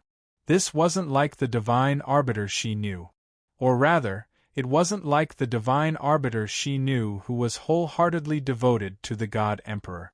The divine arbiter was one of Zhou Wu's most trusted subordinates. Their relationship was that of superior and subordinate, but in private they were lovers. The divine arbiter was unswervingly loyal to Zhou Wu. She did her best to complete all the missions he gave her, and she pursued them to the extreme. But why was she acting like this now? Just because what Zhou Wu did scared her, she hid it from him? "What's in it for you?" asked Xianji. "I still can't believe that you, the divine arbiter, would hide something from Zhou Wu and do something detrimental to him. I told you I would never betray him. I was saving him." The divine arbiter suddenly turned her head and glared at Xianji. "Everything he's doing right now is too crazy. Everything I'm doing is so that he can stay alive in the end, so that he can drag out his feeble existence. As for your trust, there's no need at all." With that, the divine arbiter's gaze landed on Yi Zichen. "Since you are the Emperor's star, they will naturally follow your wishes. I'm just here to get a promise from you." "What promise?" Yi Zichen frowned. "If Zhou Wu really goes astray and ends up falling into your hands, please spare his life for my sake." The divine arbiter's gaze was sincere. "That's all I want. As long as you agree, I can give you all the information I know. As for you, you don't need to trust me." "I don't need you to trust me." Silence. The divine arbiter's burning gaze made Yi Zichen hesitate. He could sense her true feelings, but he couldn't tell if she was telling the truth or not. "Forget it. Just agree." To his surprise, while Yi Zichen was hesitating, Xianji's transmission appeared in his sea of consciousness. From the very beginning, Xianji had questioned the divine arbiter the most and suspected her the most. But in the end, the first person to make Yi Zichen agree was Xianji. When he heard Xianji's suggestion, Yi Zichen had already made up his mind. In truth, even if Xianji hadn't sent him a transmission, he would have most likely agreed anyway. However, Xianji's transmission made him even more certain. "All right, I agree." As soon as Yi Zichen said this, the divine arbiter burst into tears of joy. Her eyes reddened and she nodded repeatedly at Yi Zichen. She bit her lip and said, "Thank you. What exactly is Zhou Wu doing to make you like this?" The Jade Lake Palace master couldn't help but ask, but the divine arbiter coldly refused. "I'm sorry, I can't say. I told you, I will not betray him. The information I provide you in the future will never touch upon Zhou Wu's core secret." After refusing the Jade Lake Palace master, the divine arbiter smiled at Yi Zichen and nodded. "I didn't come here for nothing. I'll leave God's reign and Shikachan to you. The two of them have been gifted with intelligence since they were young, and they will definitely not let you down in the future. I can't stay here for too long either. The God Emperor doesn't trust me as much as he did in the past. If I stay here for too long, I might be discovered by him. Farewell." The void above them shattered like a mirror, and the divine arbiter ducked into the crack, disappearing from everyone's sight. Even after she left, the great emperors remained silent for a long time. Zhao Qianhe was the first to speak. "Don't you think what she said is contradictory? Little sister, you haven't experienced love between a man and a woman, so you won't understand." The Jade Lake Palace master gently patted Zhao Qianhe's shoulder. Her eyes filled with pity as she looked at the space that was about to recover. "She is a pitiful woman." Not to mention that her words were contradictory, she was also sure that Mao was in her heart now. "The shield is strong. I really don't know what great virtue Zhou Wu accumulated in his past life for the divine arbiter to be so hellbent on him, said Great Emperor Baiyan. I'm rather curious as to what exactly Zhou Wu is up to, said the Ocean Emperor. The other great emperors nodded in agreement. They were all curious as to what exactly Zhou Wu was plotting to make the divine arbiter so afraid. All right, don't pay too much attention to this, said Xianji. In the future, with news of the divine arbiter, our situation will improve a bit. Whatever Zhou Wu is up to, we'll just have to deal with it as it comes. The current situation doesn't allow us to waste too much energy on him. We can't afford to waste too much energy on him. With that, Xianji looked at Yi Zichen. Now that the divine arbiter knows you're the Emperor Star, you have to be even more careful in the future. I'll finish refining your soul Pearly Yuan in the near future, then return it to you. I've been delaying it for so long because I've been researching how to preserve its memories. The geniuses have come looking for you. Chapter 1602. The Venerable of Numinous Treasure sat cross-legged with a stalk of grass in his mouth, but his body didn't touch the ground. He was still a certain distance from it. He cocked his head and looked at Yi Zichen. Yang Jian, the great sage, and Pu Jingwan were surely by his side. After all this time, they'd long since become inseparable. What's he mumbling about? I'm very busy. Big bro, just behave yourself. If big sister Xiang finds you, will you be happy? Reminded Yang Jian. When he thought of Xianyuan Xiang, the Venerable of Numinous Treasure couldn't help but shudder. He rubbed his nose and said, Then what on earth is he doing? It's already been an hour. Maybe he's contacting the Queen Mother. The great sage glanced at him.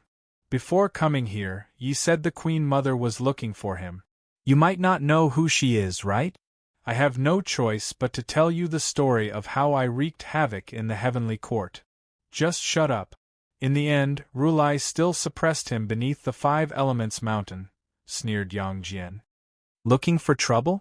The great sage's eyes widened. Can't you two just calm down for a bit? I'm getting tired of watching you two bicker every day. Pu Jingwan was speechless. In the blink of an eye, the great sage and Yang Jian were allies. Aya, let's be careful. If Jingwan gets upset and goes looking for the divine rain, we won't be able to beat her. I know, right? She's proficient in the 3 great Daos. I'm afraid. So long as Yang Jian and the great sage were around, it wouldn't be too quiet. Although they kept pestering Yi Zichen, he pretended not to hear them. He was completely absorbed in his conversation with the Queen Mother. They were currently on the northern Divine Mountain. Xianji had asked Yi Zichen what his plans were, and he'd said he had too many plans. Coming to the northern Divine Mountain to see the Demon Emperor was his first priority. However, on the way, he received a letter from the Queen Mother regarding his previous proposal to transfer management to the Heavenly Palace and Underworld. The Queen Mother had agreed. Without any hesitation, he contacted Wei Jie and told him to send the management to the lower realms through Xianji or one of the other emperors. When the time came, the Queen Mother would naturally send someone to pick them up. However, after arriving at the northern Divine Mountain, she found him again. That was why the Venerable One of Numinous Treasures had to wait for an hour. Only idealism. The spiritual power in the Heavenly Palace has been fluctuating a lot lately? Queen Mother of the West. It started 3 days ago, but I just felt it. It was Wu Gang who told me that it started 3 days ago. He has been cutting trees in the Moon Palace, so he can feel the movement of the tree very clearly. Only idealism. What kind of fluctuation is this? Queen Mother of the West. This is hard to describe. However, if you look carefully with your naked eye, you can clearly see that there are ripples in the void space. Queen Mother of the West. I think this ripple might be related to the ascension of so many people from the Heavenly Palace, Underworld, and Immortal Region. Idealism. I don't rule out that possibility. In truth, given the circumstances, Yi Zichen should have immediately descended to investigate. However, he had to deal with the old Demon Emperor first before heading down. In his plan, He would go to the lower world after the old demon emperor. It was just that the news given by the Queen Mother was too sudden. There was actually a strange energy fluctuation in the lower realm recently. Only idealism. Don't worry, Queen Mother of the West. I'll send someone over to investigate. I still have some important matters to take care of. Once I'm done, I'll head over myself and investigate. Queen Mother of the West. Thank you, Emperor Yi. Only idealism. It's no problem. I've already sent someone to manage them. Just send someone to pick them up. They're all members of the Upheaval Alliance. All you need to do is ask if they're from the Upheaval Alliance and confirm. Queen Mother, all right. Since Emperor Yi has important matters to attend to, I won't disturb you any longer. Queen Mother, if you can find the profound Maiden of the Nine Heavens, tell her to tell me she's safe. She's lived by my side since she was a child. She's like a daughter to me. I miss her so much that she suddenly ascended. Only idealism, no problem. So long as I can find the profound Maiden of the Nine Heavens, I'll have her contact you. Yi Zichen's conversation with the Queen Mother ended here. He closed the chat window and contacted Xiaoyumei. He told her to send a ruler or above to the lower three realms to investigate the spiritual fluctuations. Then he contacted Wei Jie and increased the search for ascenders from the Heavenly Palace, Underworld, Immortal Region, and Endless Beast Region. Once he'd taken care of everything, he put his phone back in his pocket.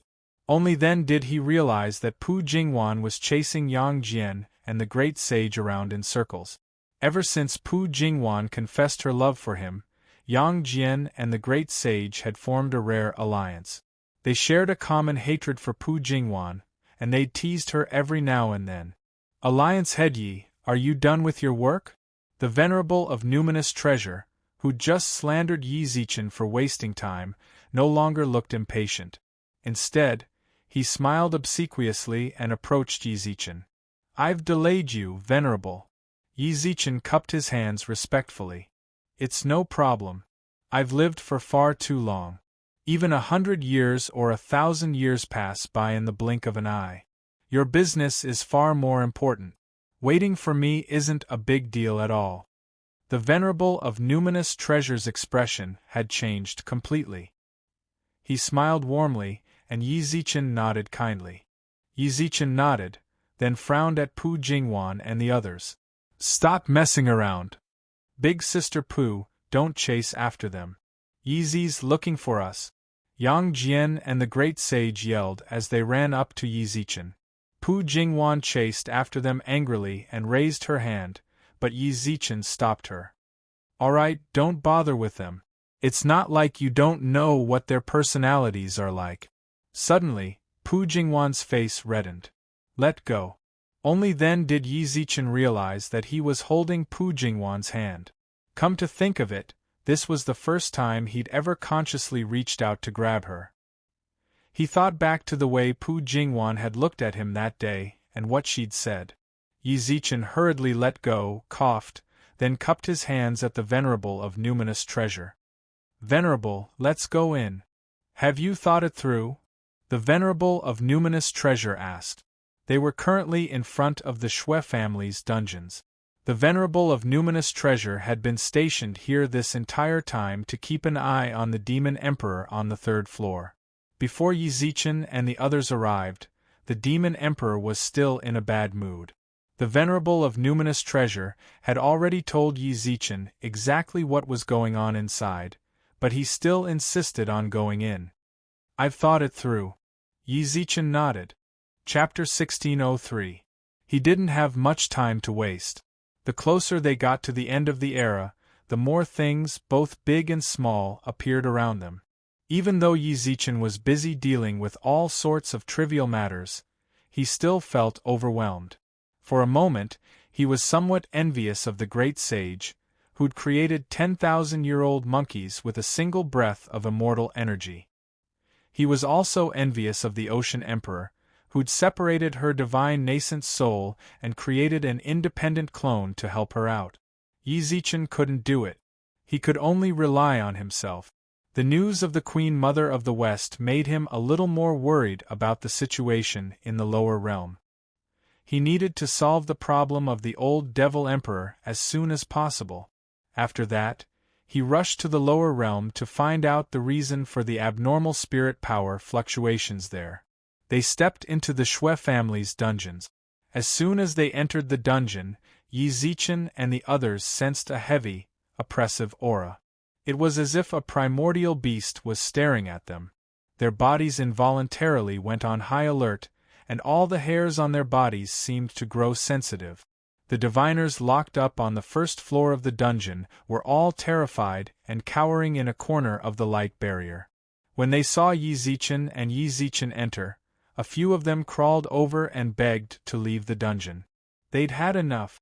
In the past, life in the Shui family's dungeons had been quite pleasant.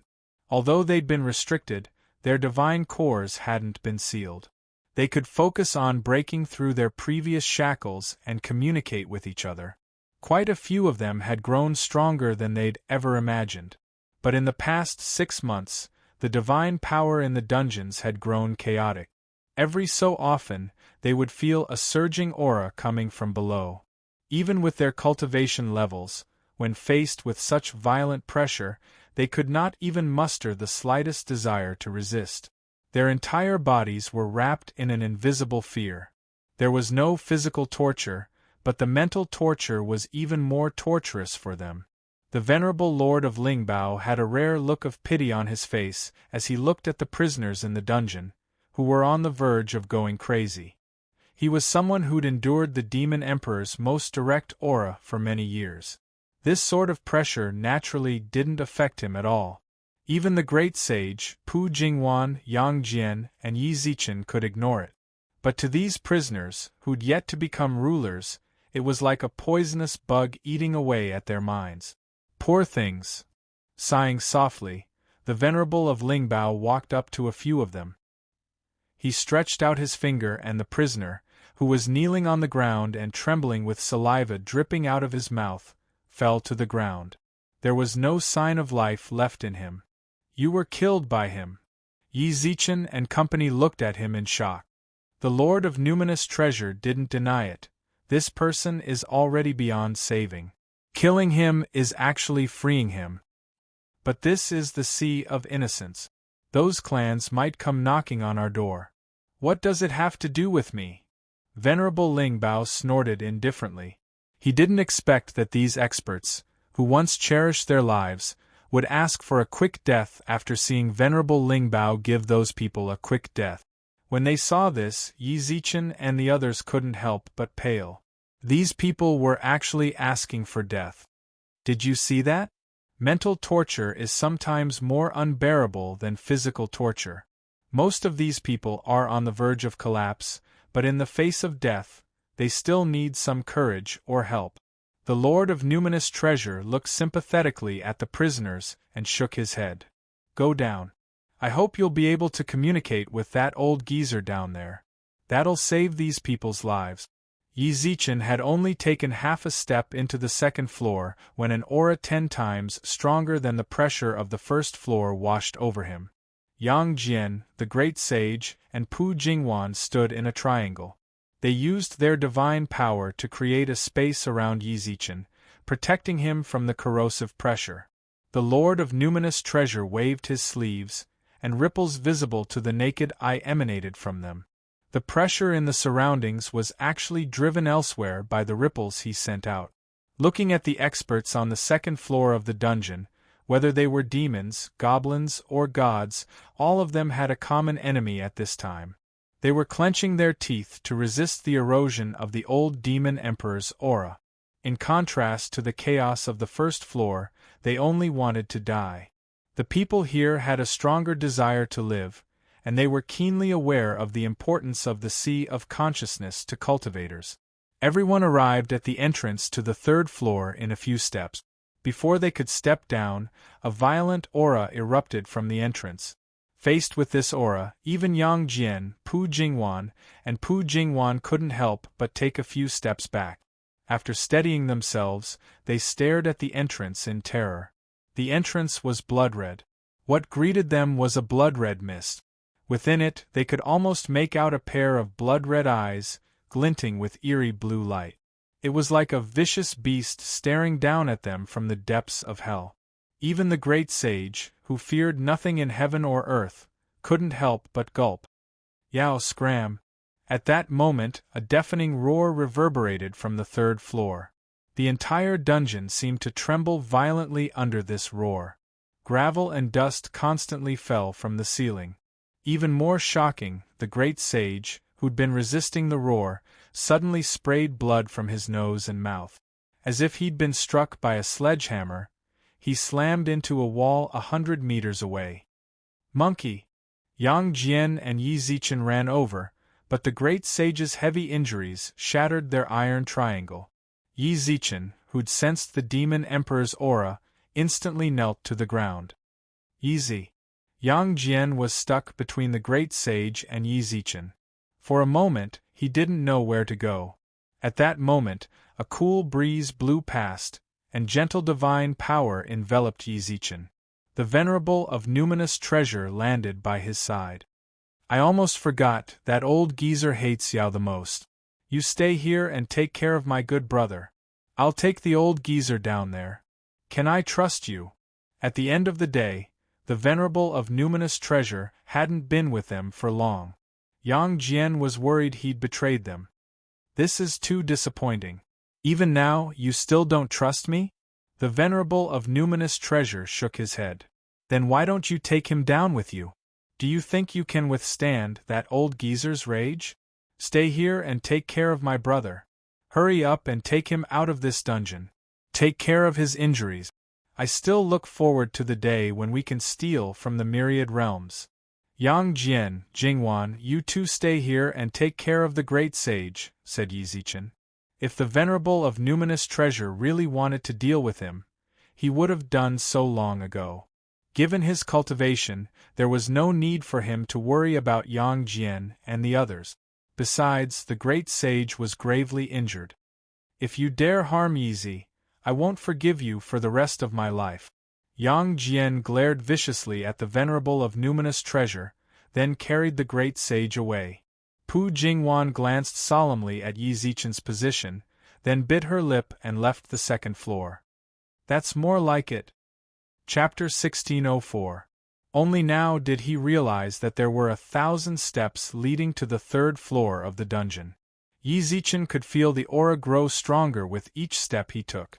Even with the Lord of Numinous Treasure's protection, Yi Zichen couldn't help but frown. Red weapons filled the entire path. The Venerable of Lingbao was indifferent at first, but his brows became more and more solemn. Come to think of it, even with his cultivation level, he still felt a great deal of pressure. This old man, the aura of the old demon emperor, was like the waves of the sea, one after another, until... Scram! The Venerable of Numinous Treasure released his anger from the end of the passageway. He waved his hand and pulled Yi Zichen behind him, while a huge golden bell emerged from between his eyebrows and enveloped both of them. The inside of the golden bell was pitch black. After a long while, some light appeared inside the golden bell. You scared me to death. The Venerable of Lingbao, who was sitting in the corner of the golden bell, could not help but gasp. He looked down at the passage of the dungeon. Venerable One, we almost died here just now, you know? The Venerable of Lingbao rolled his eyes and said, I didn't expect this old man to be so fierce. If I hadn't been vigilant. The Lord of Numinous Treasure patted his chest in fear. Yi Zichen, who was under his protection, had no idea what had happened, nor did he know what the old demon emperor had done to scare the Lord of Numinous Treasure like that. However, he sized up this golden bell. If there was no accident, this golden bell should be the tortoise shell that the great emperors were talking about. Then, can we still go down? When Yi Zichen saw that even the Venerable of Numinous Treasure was forced to take out his natal divine artifact, he furrowed his brows and asked, You still want to go down? The Venerable of Lingbao stared at him for a long time. I'm afraid you've lost your mind. I've already taken out my divine weapon, and you still want to go down? Then, I can't get out. The Lord of Numinous Treasure glared at Yi Zichen as if he had lost his temper. Why did I agree to bring you here? Great, now we're both trapped here. He remained silent for an entire hour. The Venerable of Lingbao, who seemed to be restless, suddenly stood up and opened a window on the wall of the Golden Bell. Hey, old man, why is your temper so bad recently? Scram! Even in the Golden Bell, the Venerable of Lingbao could still feel the rage of the old demon emperor. He twisted his neck, frowned, covered his ears and shouted. Don't shout, it makes your voice sound too loud. The old demon emperor fell silent for a moment, but he soon shouted angrily again. Trifling treasure-devouring toad, you dare to act like this in front of me? You're looking to die. You're going to scare me to death. If you have the guts, then come out and hit me. The Venerable of Lingbao stood in the Golden Bell like a monkey jumping on a horse. He could not help but twitch his mouth with a rich expression. Who are you trying to scare when you can't even get out? I advise you to hurry up with your recruitment. I'll bring a little brother to see you and tell you nonsense. Silence. Hearing no response from the old demon emperor, the Venerable of Lingbao frowned and touched his chin. We're over there. Then, before Yi Zichen and the others could leave. You old geezer, you're playing dirty. The Venerable of Lingbao quickly put down the Golden Bell, then put his hands on his waist. He did not know whether the old demon emperor could see him, but he glared outside the window for 100 breaths of time. The old demon emperor did not respond at all. Perhaps the Venerable of Lingbao was getting tired of it. Old geezer, just what do you want? This little brother beside me is no ordinary person.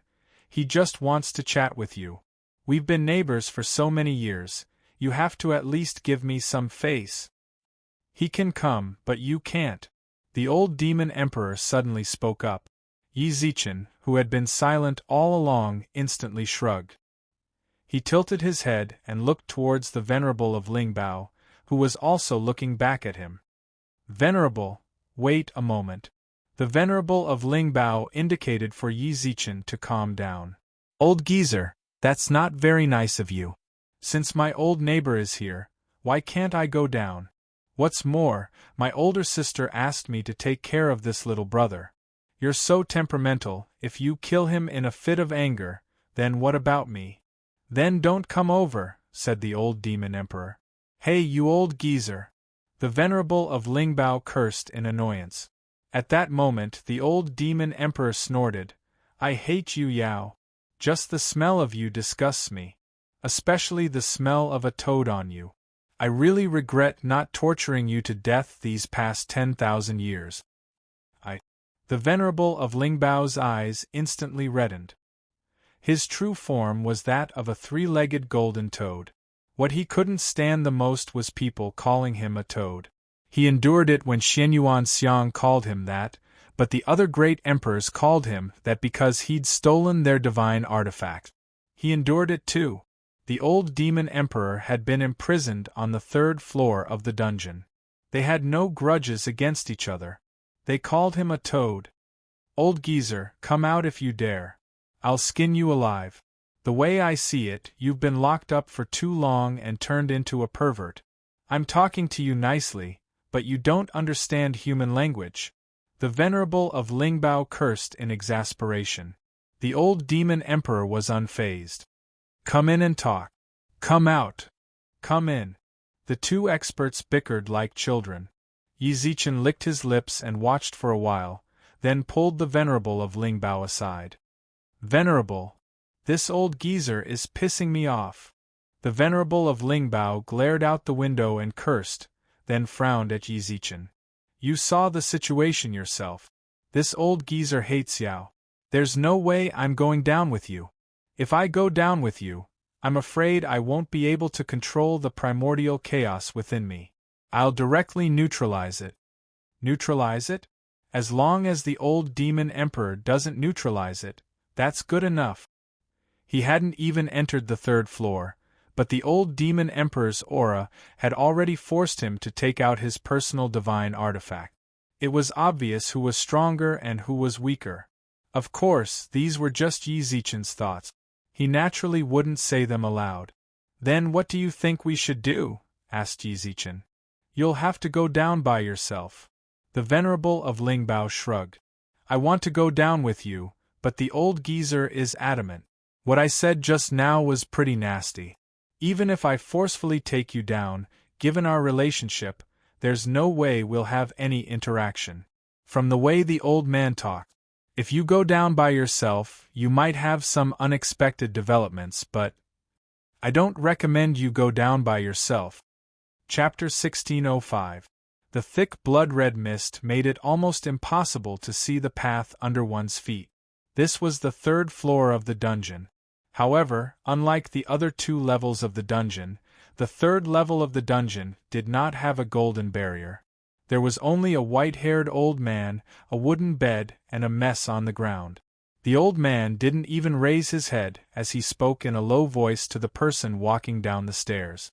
Why are you here? The little guy thinks that you're a pervert, so he didn't choose to come down after some hesitation. Only this old friend of mine came down to see you out of the goodness of his heart. It was the Venerable One of Lingbao. He was still dressed in a green robe, and there was a playful smile on his face. When the old demon emperor asked him to see him alone, he didn't dare to recklessly come down. At the end of the day, this was a major demon. Yi Zichen's cultivation level was far too low compared to this major power that not even the sovereign of spiritual treasures could deal with. He couldn't guarantee his own safety to communicate with this demon emperor who was in a berserk state. The old demon emperor had to see him, but that didn't mean he had no brains. Looking at the old demon emperor who was sitting cross-legged on the bed, there was not the slightest sign of madness. Even if the Venerable of Spiritual Treasure, who was a demon, appeared 3 meters away from him, his aura was still gentle without any fluctuation. Even when the Venerable of Lingbao called himself an old friend, the old demon emperor did not refute him. Sit. The old demon emperor actually pointed to a spot near the bed. If Yi Zichen saw such a friendly scene, he would definitely be flabbergasted. It was not that the old demon emperor hated the demon race. Not long ago, the Venerable of Numinous Treasure sacrificed his natal magic treasure. The two of them were still cursing each other across the golden bell, but now they looked very harmonious. What's there to sit in this broken place of yours? Venerable Lingbao twisted his neck, took out 2 bottles of wine from his ring, and threw them in front of the old demon emperor. We'd better make some noise. If it's too peaceful, the little guy outside will be suspicious. Don't be fooled by the fact that this little fellow has only lived for a short time. His mind is very crafty. Yes, it is. He sent you here? The old demon emperor asked. Yes, I'll tell you the truth. Now that I've pledged my allegiance to him, you should understand what it means. The Venerable of Lingbao chuckled. He is, yes. Suddenly, the 2 giants who stood at the pinnacle of the 3 realms fell silent.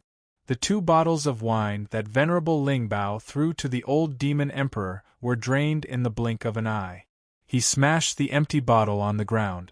The Venerable Lord of Lingbao merely raised his eyebrows without saying a word. You came to find me this time to offer amnesty on behalf of that little fellow? Don't think that I don't know why he came to see me. It's impossible for the demon race to sell their lives for the human race. I'd rather live a dark life here than go out and serve the human race. For the sake of our 10,000 years of friendship, I'll let you go. Also, tell that heaven's chosen one not to come looking for me again. The old demon emperor said indifferently. You old man. The Venerable of Lingbao shook his head with a wry smile. He touched his nose resentfully and looked at the old demon emperor, who clearly had enough strength to break out of the dungeon, but because of a bet, he had to stay here for tens of thousands of years.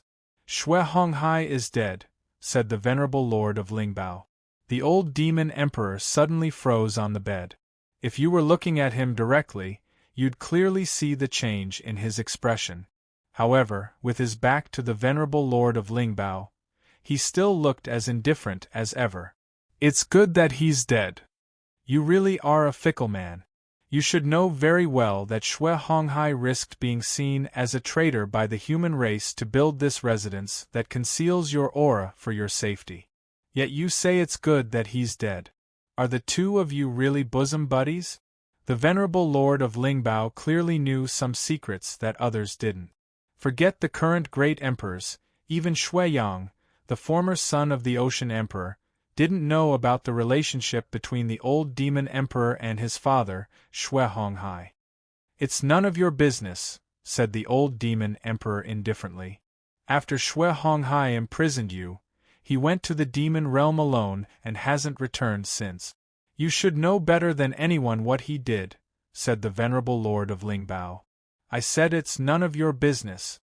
Boom. Instantly, a demonic, blood-colored mist burst forth from the old demon emperor's body. The venerable lord of Lingbao's fingers formed seals to resist the onslaught of the old demon emperor's berserk aura. Even in the end, Xue Honghai never forgot to avenge your sworn brother. Yet you holed up here for 10,000 years and turned a deaf ear to everything that happened outside. I feel bad for Xue Honghai. In the end, demons are still demons. Xue Honghai was full of hot blood and wanted to destroy your throne for you.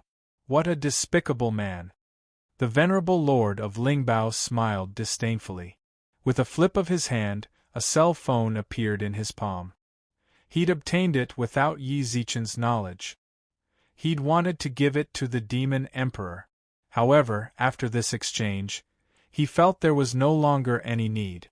The phone in his palm was directly crushed by his demon power, and the remaining powder was gently scattered on the ground. Humph, what a waste of time! The venerable lord of Lingbao turned around and left without so much as a backward glance. The old demon emperor, who'd been sitting on his bed, suddenly turned around. His violet eyes glared at the venerable lord of Lingbao's back. Who the hell are you?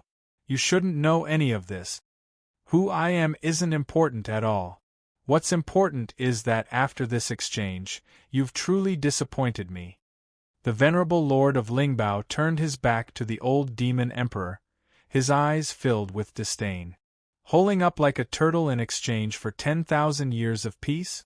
Is that what you want? In this sunless place, it seems. Back then, you looked down on everyone with disdain. Your heroic spirit has been ground away. I hope you can enjoy the rest of your life in prison and hold on to that bet in your heart. Stop right there, roared the old demon emperor. Do you have any more questions? The venerable lord of Lingbao turned around and chuckled at the old demon emperor. If you want to attack me, I advise you not to even think about it. You're no match for me. You're not from this era at all. Yes or no, it still has nothing to do with you. Besides, you've already chosen to hide here, so what's the point of caring so much? You just need to stay here obediently and vent your anger from time to time, making those little fellows in the dungeon feel fear and gain the trust of their hearts. The satisfaction he felt was enough. That's right, Xue Honghai, what a pity! The venerable of numinous treasure pursed his lips and left without looking back. No matter how much the old demon emperor shouted, he didn't stop. Chapter 1606. Azure seas, blue skies, green mountains, and clear waters. He was finally out. As he looked at the clear skies and thought back to his experiences, Yi Zichen inexplicably let out a sigh of relief. In the end, he hadn't gone to see the old demon emperor. His reason was laughably simple. He was afraid of death. A human's life could be lighter than a feather, or heavier than Mount Tai. Yi Zichen could sacrifice himself, and he could do it without hesitation. But if there was no value in dying, he wouldn't do it. He had far too many things to take care of, and he had to deal with the unknown demon emperor. He didn't dare take the risk. That heavy pressure made it hard for him to breathe. He'd thought he'd met enough experts, but after running into the venerable of numinous treasure and the enraged demon emperor, he realized how narrow-minded he'd been. He believed that in the vast three realms of gods, Yao, and demons, there would surely be even more powerful existences hidden from the world. He just didn't know how the great sage was doing. Before entering the third floor, Yi Zichen was worried about the great sage's condition. He'd seen how grievous his injuries were. Little did he know, Yang Jian and the others, who'd brought the great sage out to treat his injuries, were right outside the dungeon. As soon as Yi Zichen appeared, they approached. However, only Yang Jian and Pu Jingwan were present. The great sage was nowhere to be seen. Yi Zichen looked around carefully, but couldn't find any trace of the great sage. When he looked at Yang Jian and Pu Jingwan's expressions, they didn't seem worried in the slightest. "How come it's just the two of you? Where's the great sage? Why aren't you with him? How are his injuries?" Son, am here." Before Yang Jian could finish speaking, a familiar, resonant cry reverberated through the sky. The great sage, standing atop an auspicious cloud, tumbled down from the sky. He didn't look injured in the slightest. "What's going on?" Yi Zichen was dumbfounded. He'd clearly seen the great sage gravely injured, and he looked dispirited. It had only been 6 hours. Even a divine pill couldn't heal him this quickly. Could it be Su Yan? As soon as the thought occurred to him, Yi Zichen dismissed it. Su Yan was still on the 10th divine mountain. She'd used up too much of her godhead's divine power to save the outsiders. Given how much Su Lu'er doted on her, there was no way she'd let her do anything. Besides, there was no way she would know that the great sage was heavily injured, since she was far away on the 10th divine mountain. The hermit emperor was no longer in the sea of innocence. The great sage's recovery was truly strange. "You've recovered?" Yi Zichen was shocked. Old son, am very energetic now." The great sage grinned and patted his chest loudly. Yang Jian curled his lips and said, "He really is a stone monkey. At first, I thought it would be good if he died just like that. Who knew that this guy's life is so tough? He's alive and kicking in less than an hour."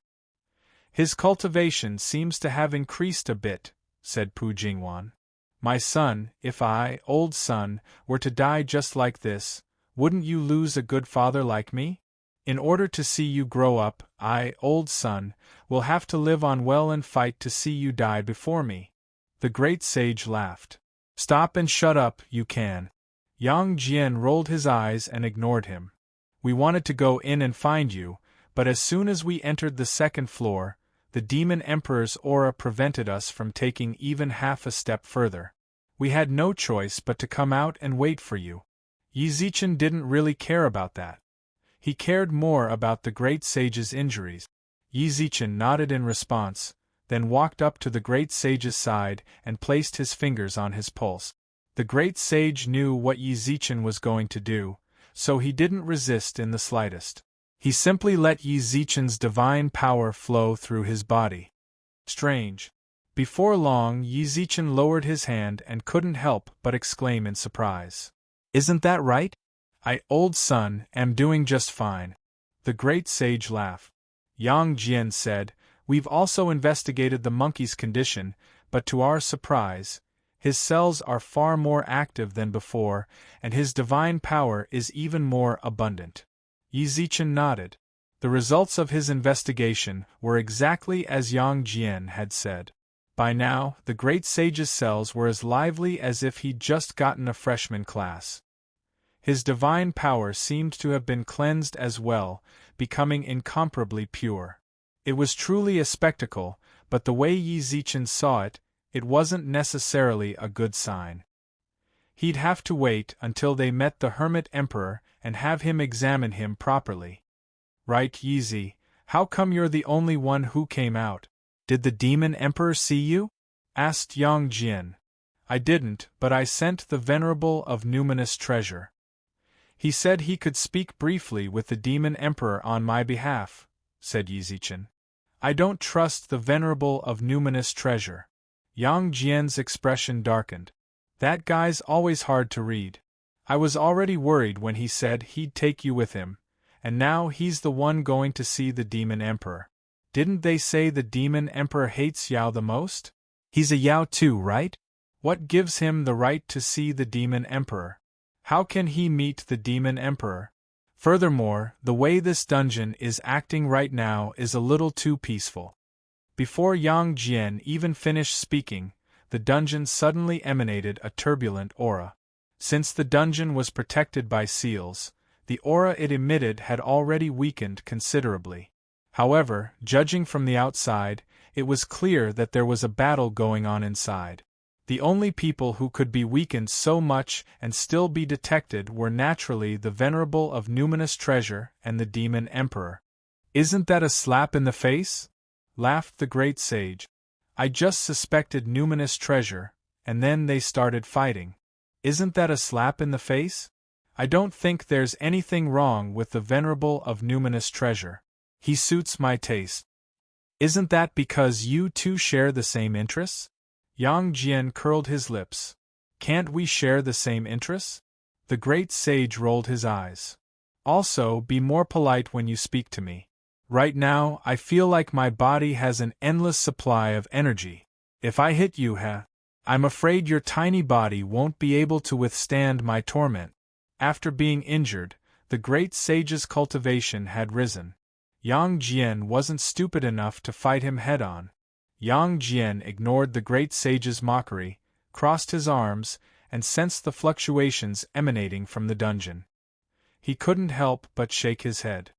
"I still don't think this guy can be trusted." Yang Jian didn't respond. The great sage was somewhat bored, so he ran off to the side to play with his phone. Pu Jingwan looked at Yang Jian with a strange expression. "It's rare for you to be so sure of someone. A man's sixth sense is super accurate." Yang Jian narrowed his eyes, still staring at the dungeon. From the moment he'd laid eyes on the Venerable of Numinous Treasure, he'd sensed something strange about him. Thinking back to his interactions with Yi Zichen, it was obvious he'd done it on purpose. Chapter 1607. When he saw the great sage's frantic expression, Yi Zichen took out his phone. He hadn't seen any extra messages in the group, so it was obvious that the great sage was referring to the Heavenly Palace and Underworld Immortals in the Red Packet server. "Barefoot Immortal, what exactly is this? Wu Gang, I can feel the pressure that makes me tremble. Immortality Peach Fairy, wow, is this real or fake? I'm still in the Immortality Peach Garden. I can't see anything. Kitchen God, I feel like something big is about to happen. Lu Dongbin, what exactly is going on? Iron Crutchley, what's that coffin for? God of Food, is that a coffin? I thought it was a mountain. Jade Girl, I'm scared. Golden Boy, Jade Girl, don't be scared. I'll protect you. Immortality Peach Fairy. Queen Mother, do you know what's going on? Barefoot Immortal. Queen Mother and the others went to pick up Emperor Ye's people. Even if you at her, she can't reply right now. But even if this phenomenon appears in the immortal region, the Queen Mother and the others will definitely see it. Lu Dongbin, did the Buddha say anything? Barefoot Immortal, no. I can't chat with you guys any longer. It's time to return to the Buddhist domain. Once I receive some guidance from the Buddha, I'll definitely share it with everyone in the group. Immortality Peach Fairy, thank you, Great Immortal. Yi Zichen read the messages in the group in bewilderment. He couldn't tell what the immortals were trying to say just from their conversations, but between the lines one could sense the seriousness that they revealed. "And here I thought it was a preparation group," said Pu Jingwan. She wasn't in the Red Packet server, so she naturally didn't know what was going on. Yang Jian and the Great Sage didn't respond. Instead, they looked solemnly at the group chat. Yi Zichen scrolled through the chat logs and saw that it was a short video sent by an ordinary heavenly soldier. He clicked on the video. Fierce winds howled. The daytime sky instantly turned pitch black, and the howling wind sounded like the wailing of a malicious spirit. Lightning flashed and thunder rumbled, and the muffled claps of thunder slammed into the viewers' chests like heavy hammers. When the video ended, Yi Zichen took a deep breath and stared at the closed screen in silence. This was just a short video, but it still made people feel like they were there. If he was really in the video, this suffocating atmosphere would be even more serious. There was also a video below that. It was embellished by the previous video. Before opening it, Yi Zichen had already mentally prepared himself. Crackle! The muffled thunder in the void landed with a loud rumble. The power of this thunder actually caused a mountain range to collapse. After that, countless bolts of lightning rained down, and the mountain range that stretched for thousands of miles was completely smashed into pieces. The howling gales swept all the rubble from the broken mountain range to thousands of miles away. The place where the mountain used to be was now a scorched black flatland. However, when he looked at the mountain range, Yi Zichen felt an inexplicable sense of familiarity. If he wasn't mistaken, this was actually the Howling Valley. The Howling Canyon, which had been given the name of the lower realm, had actually been erased by a few bolts of lightning. An extremely heavy panting suddenly appeared in the video. It was obvious that the panting was caused by the heavenly soldier who was recording the video. However, what exactly had happened to make him gasp so heavily? The camera of the video returned to the void. Suddenly, a huge fissure appeared in the pitch-black sky. The fissure was pitch-black, invisible to the naked eye. However, within the darkness, two people in mourning clothes walked out. It was impossible to tell if they were male or female. That was the end of the second video. Yi Zichen eagerly opened the third video, only to discover that it wasn't connected to the second. At the very beginning, several people in mourning clothes appeared in the sky. Due to the angle of the recording, it was impossible to tell how many people there were. However, a simple guess was that there were 8 of them. Above their heads was a mountain. Yi Zichen estimated that the mountain was roughly the size of the destroyed Howling Canyon. Among them, there was a man wearing a hat and mourning clothes walking in the middle. He stood with his head lowered and carried a basket on his arm. It was obviously an empty basket, but as long as he put his hand into it, he would grab a handful of golden money and throw it down. That's a coffin. Yi Zichen furrowed his brows. He suddenly recalled the Immortality Peach Fairy's conversation in the group chat. At first, he'd thought that the 8 people in mourning clothes were carrying a mountain. But now that they were all in mourning clothes, it was obvious that the mountain they were carrying was actually a coffin. The video ended abruptly, because at the end of the third video, Yi Zichen could see that the person who'd tossed the paper looked directly into the camera's eyes for a brief moment. Presumably, the heavenly soldier knew that he'd been discovered and didn't dare continue recording. Yi Zichen closed the video and fell silent. Suddenly, he sensed 3 pairs of eyes staring at him. He looked up and saw, to his astonishment, Yang Jian, the great sage, and Pu Jingwan. "What? Don't you have any thoughts?" asked Yang Jian. "Wow, I feel like I'm filming a sci-fi movie. It's so cool," said Pu Jingwan. It seemed she'd seen the video as well. "Perhaps the spiritual energy fluctuations down below are because of this video," said the great sage.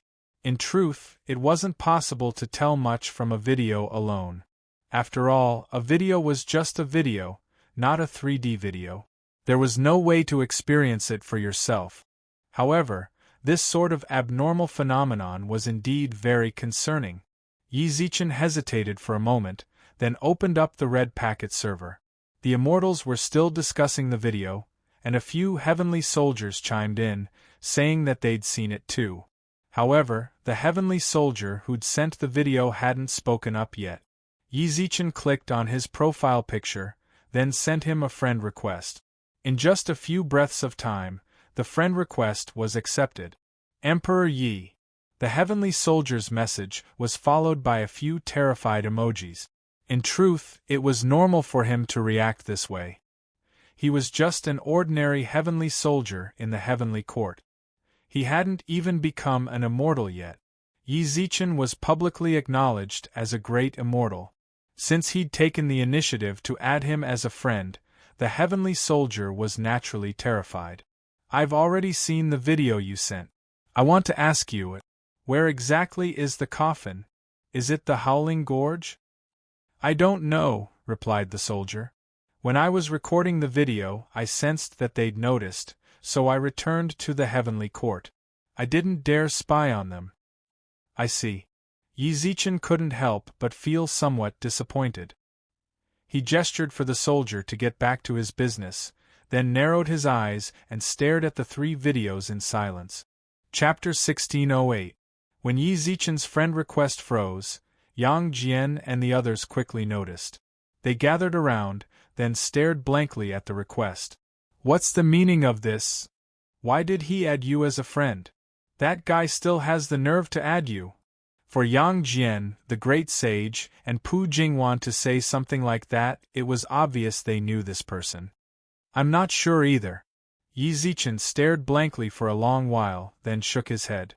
This person's request was actually quite simple. I am Gu Li. These 4 simple words proved everything. Gu Li. He'd been Yi Zichen's enemy since the modern realm. It wasn't until Enlu's arrival that their relationship had improved somewhat. However, Gu Li's sins couldn't be washed clean by the incident with the 9-tailed foxes. He'd told them to leave purely because he didn't want to ruin Enlu's pure heart. It had nothing to do with Gu Li. Now, he'd actually added him as a friend. Just as everyone was wondering about Gu Li's friend request, another friend request popped up on top of his confirmation message.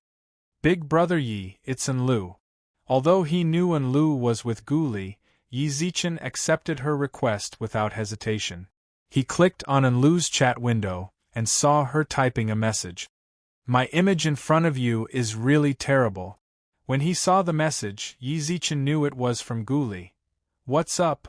Since it wasn't Enlu, Yi Zichen naturally wouldn't treat her too kindly. Although they were just words, Yi Zichen was sure Gu Li could read the distance between them. If there wasn't anything else, wouldn't I be looking for you, cousin? This form of address caused Yi Zichen's hand to stiffen inexplicably.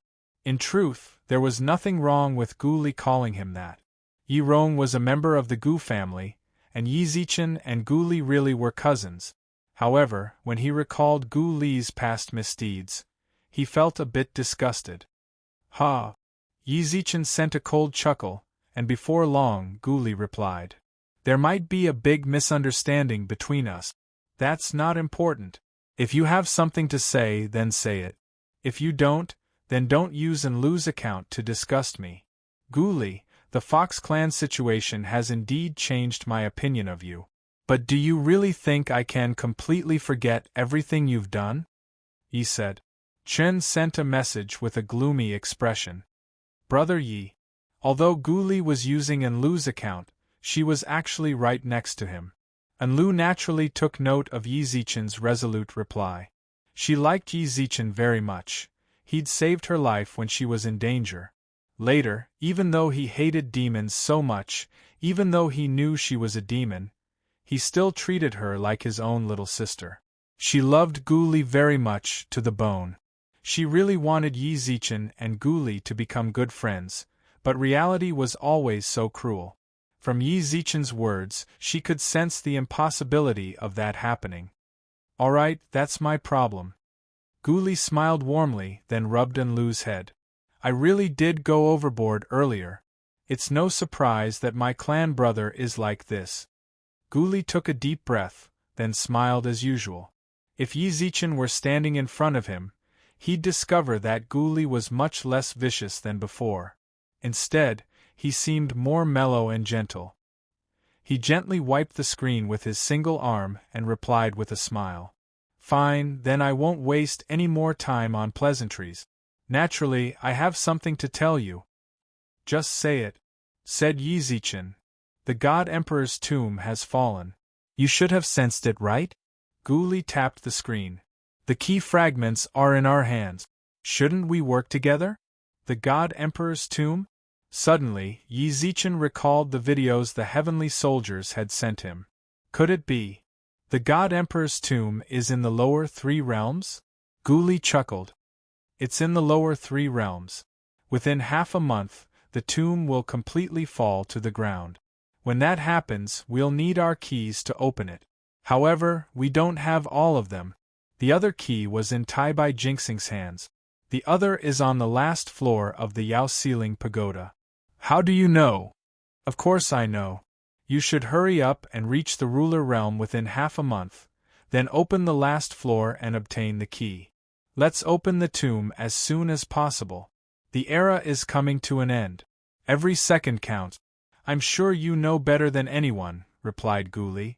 But why should I work together with you? I won't make you agree right now. When that day comes, I'm sure you'll choose to work with me. Guli chuckled, then ended the conversation. Hurry up and break through to ruler. We don't have much time left. Will Big Brother Yi really go with you? He locked his phone, then peeked out from atop Guli's head and pouted. Guli chuckled and nodded, his fingers gently brushing Enlu's black hair. He will. When that day comes, he'll naturally choose to work with me. Even though our relationship is terrible, I'm his best partner. This guy's really full of himself, said Pu Jingwan, rolling her eyes. She'd interacted with Guli the least, but since Yi Zichen hated her, she hated Guli as well. I think it's best to only believe half of Guli's words, said Yang Jian. Back in the lower three realms, he was the one who kept stirring up trouble. Who knows how many people died in the Heavenly Palace, Underworld, Immortal Region, and Endless Beast Region. I ascended early.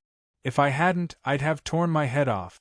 Why else would I have caused so much trouble? He's done all sorts of bad things in the upper three realms too, snorted Pu Jingwan. Are those videos of the God Emperor's tomb? Asked the great sage. Yi Zichen nodded. Although Gu Li's character wasn't all that great, he wasn't the type to say things without thinking. Gu Li from the outside stood behind him, so he definitely knew some secrets that even Yi Zichen didn't. As for the key fragment to the God Emperor's tomb, Yi Zichen had actually been holding onto Tai Bai Jingxing's piece. Gu Li had a fake one, which was why he thought Tai Bai Jingxing really did have it. As for the final key fragment, it really was on the last floor of the Yao Ceiling Pagoda. Chapter 1609. The God Emperor's Tomb. Even if he hadn't communicated with Gu Li, Yi Zichen was determined to enter the tomb as soon as possible. Shui Mo was still lying in bed, heavily injured. Her soul had yet to return to the river Styx. Yi Zichen's Emperor Star was keeping her alive. The Hermit Emperor had once said that there was something in the God Emperor's tomb that could truly bring Shui Mo back to life. The sooner he obtained it, the sooner Shui Mo would wake up. In order to awaken Shui Mo as soon as possible, Yi Zichen naturally spared no effort in obtaining it. Never mind whether or not he'd have to cooperate with Gu Li in the end, the two of them had the key fragments. If he wanted to open the tomb, he'd have to combine them. More importantly, he needed the key to the final floor of the Yao Ceiling Pagoda. A ruler. Breaking through to ruler was a dream for most people, but for Yi Zichen, who had the Emperor Star's celestial fate, breaking through was as easy as turning over his hand. However, opening the final floor required more than just a ruler's cultivation. Yi Zichen estimated that even if he couldn't condense the Tao heart of the five elements, he'd need at least one of them to reach perfection. That was the most difficult problem to solve. The God Emperor's tomb would completely collapse within half a month, so he naturally didn't have much time left. Great Sage Yang Jian Jingwan. Yi Zichen muttered to himself for a moment, then looked up at them. When they heard his words, they all looked at him, then heard Yi Zichen speak. Yi Zichen said, "I'm going into seclusion. Don't disturb me, no matter what. Yang Jian, go tell the Queen Mother not to worry about the God Emperor's tomb. I'll definitely head there once I leave seclusion." "All right." Hearing that, Yang Jian nodded. Yi Zichen nodded deeply. "All right then. Everyone, please stand guard for me." Time flew by. In the blink of an eye, Yi Zichen had been in seclusion for several days. Along the way, a few great emperors really did seek out Yi Zichen, but Yang Jian, the great sage, and the others brushed them off. However, the God Realm's internal strife only grew more and more intense. The central divine mountain formed its own faction. While Yi Zichen was in seclusion, the other divine mountains found it incomprehensible. The central divine mountain completely sealed itself off from the outside world. From afar, one could only see a flickering barrier of lightning sealing off the central divine mountain. Outsiders had no way of knowing what was going on inside the central divine mountain. No one could enter, and the people inside couldn't leave. Even the divine arbiter, the only person in the group who could spy on the central divine mountain, had lost contact with the emperors. Presumably, this barrier that sealed off Heavenly God City would not only block divine sense signals, but even internet signals would also be cut off. As soon as the 100 Treasures Trading Company's ZWMO noticed that the signal had been blocked, she immediately sent people to break it. It was just that they did not achieve good results, but the technicians did not give up. They were still thinking about how to transmit the signal. At the same time, several divine mountains in the Alliance were also sending large numbers of blacksmiths to the 100 Treasures Chamber of Commerce. It's worth mentioning that now that the Spirit Formation Master Association and the Paragon Hall had joined the Upheaval Alliance, the Upheaval Alliance's combat power had multiplied. Within a few days, the 10th Divine Mountain had gained tens of thousands of spiritual formations. It looked like it was about to become the number 1 divine mountain. However, the Supreme Hall was also continuously sending formation masters to the 100 Treasures Chamber of Commerce for unknown reasons.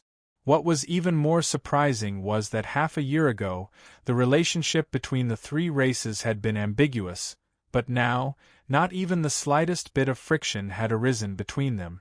It was as if the three sides had agreed to do their own thing and not disturb each other. Back in the Sea of Innocence's Shui family's inner sect, Yi Zichen had gone into seclusion to break through. Due to his special status, the Ocean Emperor had ordered all clansmen, regardless of whether they were from the main family or branch families, to put down their weapons and return to the clan to stand guard for him. As far as the eye could see, it could be said that there were sentries every 3 steps and guards every 10. Modeled divine power crisscrossed each other. With such a tight defense, forget anyone trying to disrupt Yi Zichen's enlightenment, not even a bug could escape their line of sight. While Yi Zichen was in seclusion, the Venerable of Numinous Treasure returned from the dungeons. Ever since he'd returned, Yang Jian had been wary of him. Pu Jingwan didn't speak to him, either. Only the Great Sage and Numinous Treasure would occasionally get together to discuss the Tao of Thieves. "How long has he been in seclusion?" asked the Venerable of Numinous Treasure. Yang Jian naturally wouldn't answer. Pu Jingwan sat on a tree trunk, eating who knew what. Only the Great Sage glanced at his room. "Almost half a month. That's really long." The Venerable of Numinous Treasure frowned. The Great Sage couldn't help but arch his brows. "Is that really long? At his level, isn't it normal for him to go into seclusion for 100 years? "That's true, but we don't have that much time left." The Venerable of Numinous Treasure sighed, but inwardly, he couldn't help but mutter, "You'd better hurry. You'd better hurry up. You don't have much time left." Within his sea of consciousness, Yi Zichen's sea of consciousness was a sea of fire. He sat cross-legged in the midst of the primal chaos, and heavenly fire rained down around him. However, Yi Zichen's brows were deeply furrowed. Of the 5 elements, the Tao of Fire he'd gained the deepest understanding of. While in seclusion, he'd wanted to study it, but half a month of seclusion had yielded little result. He desperately needed it. Even though he didn't know how much time had passed in the outside world, he knew he didn't have much time left. He couldn't afford to remain stagnant on the path of fire forever. The 5 Elements' Great Emperor had destroyed his Tao Heart of the 5 Elements, so there was no way he could continue condensing it. The road ahead was full of thorns. Yi Zichen had to rely on his own experience. Although the former Emperor Hades and the Ocean Emperor had both given him pointers on the 5 elements, they each had their own great Tao. Their understandings of the 5 elements were only superficial. They might be of some help to Yi Zichen in the early stages, but in the end, he'd have to rely on himself to complete and condense his Tao heart. Could it be that I've chosen the wrong path? He murmured, his gaze grave. Yi Zichen had never felt himself to be particularly talented. He didn't dare compare himself to a monstrous genius like Divine Rain, who'd comprehended 3 peerless great Daos. However, he was no mediocre person. His stagnation in fire truly made him anxious. Of course you've chosen the wrong path. Chapter 16:10. The voice in his sea of consciousness was gentle. It lingered in Yi Zichen's ears for a long time. Yi Zichen awoke from his meditation and looked around in bewilderment. He still couldn't see the speaker, but his words enlightened Yi Zichen. Indeed, this was the Sea of Innocence. All of Innocence City was surrounded by the Sea of Innocence, and this was the place with the most intense water intent. Water and fire were incompatible. If he comprehended fire intent here, he'd inevitably be suppressed by the boundless water. Naturally, he'd only get half the result with twice the effort. Before entering seclusion, Yi Zichen hadn't thought about this at all. He'd focused on breaking through the easiest aspect of fire intent, but little did he know he'd gone down the wrong path. Senior, please enlighten me. Yi Zichen cupped his hands towards the void, then looked up into the primal chaos. To his surprise, the expert who'd guided him laughed and said, "Never mind. Forget about giving pointers to the arcane realm. Normally, I would tell you in detail, but we don't have much time now. Then, Senior, I'm here to lend you a hand. Water. Boundless water. Boundless water suddenly appeared in Yi Zichen's sea of consciousness. The heavenly fire falling from the sky was extinguished, and the raging waves enveloped him. Yi Zichen had never seen such a turbulent wave of water before. However, it was precisely this vast expanse of water that allowed his understanding of the Tao of aquatics to become extremely clear. Water is all-encompassing. It's both auspicious and dangerous. Water can nourish all things, and all things can't live without water. But water is a calamity. It's merciless. It can destroy a city or a country. How he comprehends it and chooses it is entirely up to him. I just don't know which path he'll choose. The whisper in his sea of consciousness hadn't faded. Yi Zichen was immersed in comprehending water intent, so he didn't hear it. Water intent. Was this the true intent of water? The raging waters carried with them an unstoppable force. They broke through dams and drowned an entire city. Houses collapsed, city walls were destroyed, and towering trees were uprooted. What kind of destructive power was this? In the blink of an eye, the scene in front of him changed again. What he saw was a dried-up river bank, withered branches, withered leaves, and cracked earth. The fish in the riverbed struggled, but there was no water. Only death awaited them. The scorching sun scorched the earth like a fire, evaporating every trace of water vapor here. Everything was completely different from the raging flood just now. Rain comes. Yi Zichen felt like he had to do something. As he muttered to himself, a fine rain began to fall from the vast blue sky.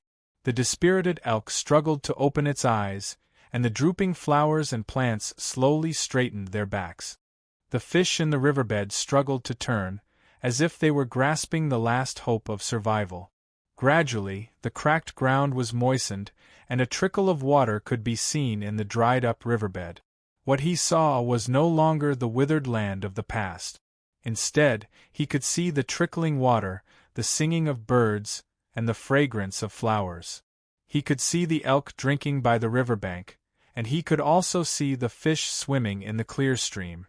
The sun was shining brightly. It was a peaceful scene. Without embroiling city. Whoosh! Pu Jingwan, who'd been snacking on a tree branch, jumped down and held up a barrier with her hands.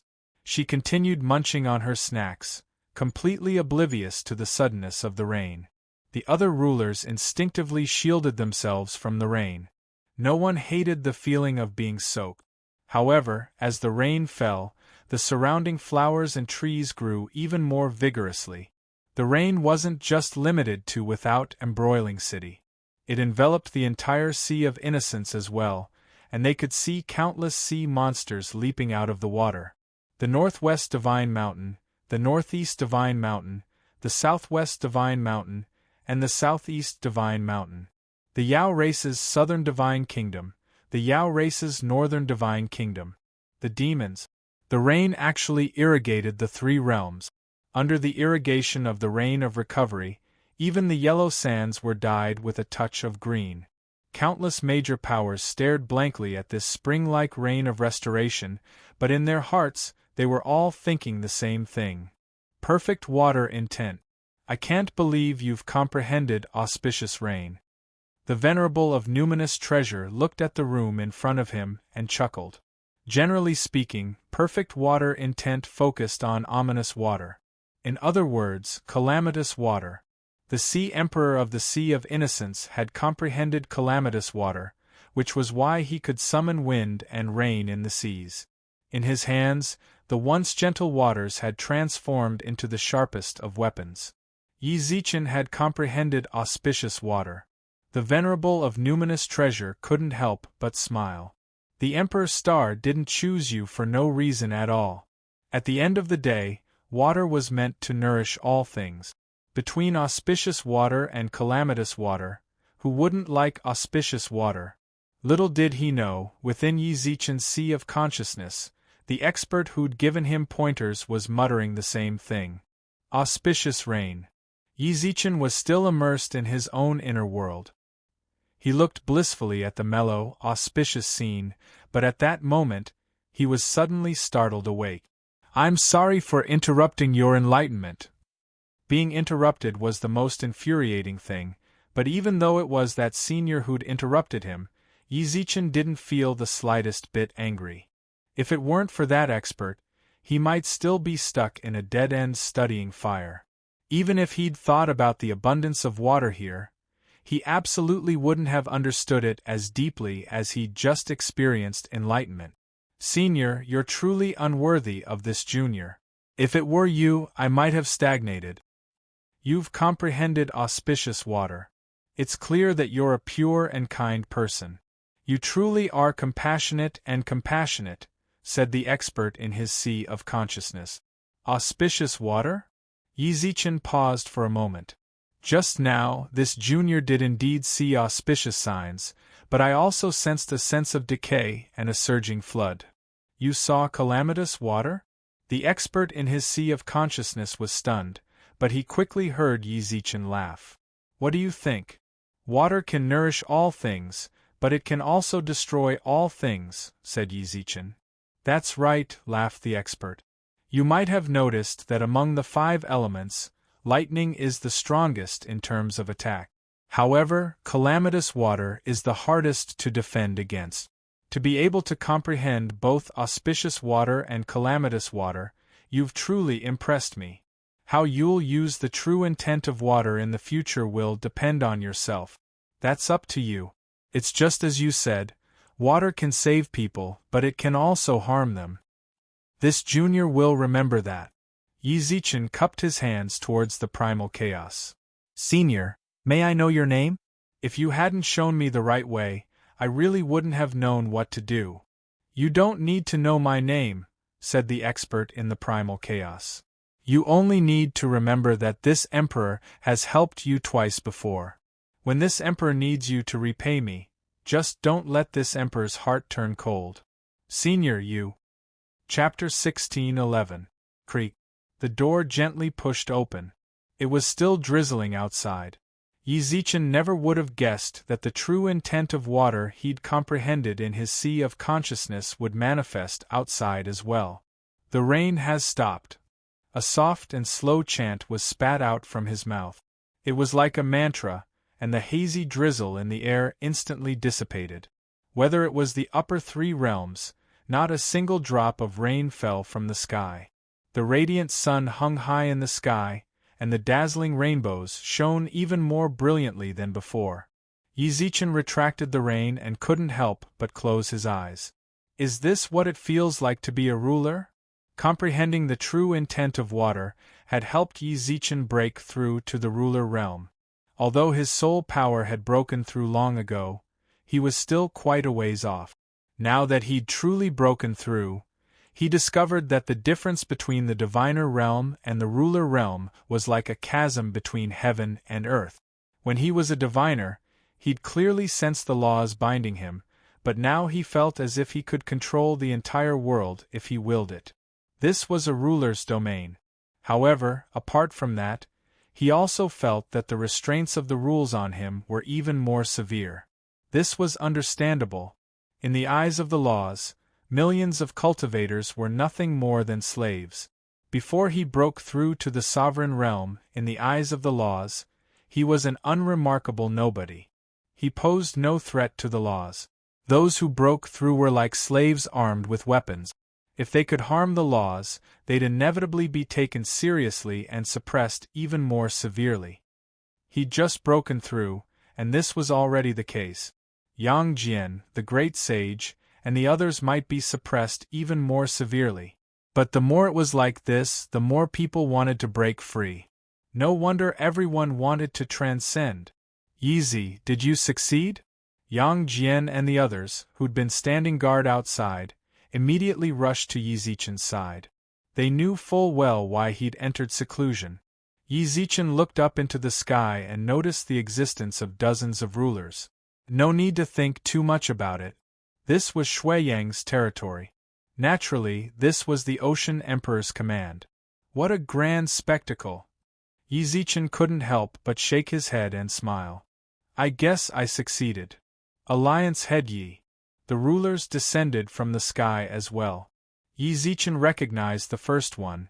It was none other than the Shui family's third elder, who'd met him not long ago. Third elder, Yizichen cupped his hands. In truth, Yizichen had only met the third elder once. When his identity was revealed, the third elder couldn't help but be shocked. Then he smiled. I didn't expect Lord Yi to still remember this old man. As soon as he finished speaking, the third elder spoke again. Since Alliance Master Yi has come out of seclusion, we won't disturb you any longer. If Alliance Master Yi needs any assistance, feel free to contact this old man. This old man will do his best to cooperate. Thank you. The Shui family's experts all retreated, but before they left, there were still a few who stayed behind to secretly protect them. After witnessing everything, the venerable Lord of Numinous Treasure also walked over and nodded in praise like an elder. To be able to comprehend the true meaning of water in such a short period of time, you are truly a peerless genius. Especially since you comprehended auspicious water. Not bad. Yizichen wasn't surprised in the slightest. Given his cultivation, it was only natural that he'd seen through the rain just now. It was just that he'd also comprehended calamitous water, but he'd never mentioned it to the venerable lord. There were bound to be plenty of people out there who could tell that the rain was auspicious water, but they'd never heard of calamitous water. Who knew? In the future, calamitous water might become his trump card. Venerable Lord of Numinous Treasure, you praise me too much. In truth, I only broke through because of an expert's guidance. If not for that expert, I might still be stuck trying to comprehend the true meaning of fire, said Yizichen. Comprehending the true meaning of fire in the sea of innocence. The venerable Lord of Numinous Treasure truly was at the apex of the pyramid of experts. As soon as Yizichen said this, he couldn't help but laugh. That's right, said Yizichen with a bitter smile. It's not like I can't understand why you do this. When I looked at your Tao of the 5 elements, you did indeed comprehend fire the most. It's only natural that you'd be blind. The venerable Lord of Numinous Treasure sneered at Yizichen. It's just that I'm quite curious about that expert you mentioned. You saw the situation outside just now, right? Dozens of rulers locked down the divine senses of the outside world, and all of us were paying close attention. I can't believe someone managed to escape all of our attention and enter your sea of consciousness to give you pointers. Did you tell me his name? No. Even if I didn't say it, I'd have an idea. The venerable Lord of Numinous Treasure laughed enigmatically. Senior, do you know who that expert is? Asked Yizichen. In the three realms of Yao and Demon, even if you count those reclusive old geezers, there are only a handful of people who could have entered your sea of consciousness without my notice. However, since he's unwilling to tell me, there's no need for me to. Besides, he'll be coming to you soon, and then you'll know of him. When that happens, you'll naturally know his identity. From the venerable Lord of Numinous Treasure's words, it was clear that he really did know who that expert was. Before he left, that expert had said that he'd come to the Divine Mountains to find him soon. Earlier, the Hermit Emperor had said something similar, but none of the major powers had said a word about that expert's identity. This distressed Yi Zichen, but at the same time, he was filled with anticipation. However, what he needed to do now wasn't to figure out who that expert was. What he needed to do most urgently was open the final floor of the Yao Ceiling Pagoda. That was the final fragment of the key to the God Emperor's tomb, as well as the Yao Ceiling Pagoda's strongest combat power. The Yao Ceiling Pagoda appeared with a flip of his hand. The pitch-black pagoda was still covered in rust, but after opening the third floor, it seemed a bit more translucent. Yi Zichen didn't hesitate for too long. In front of everyone, he entered the Yao Ceiling Pagoda.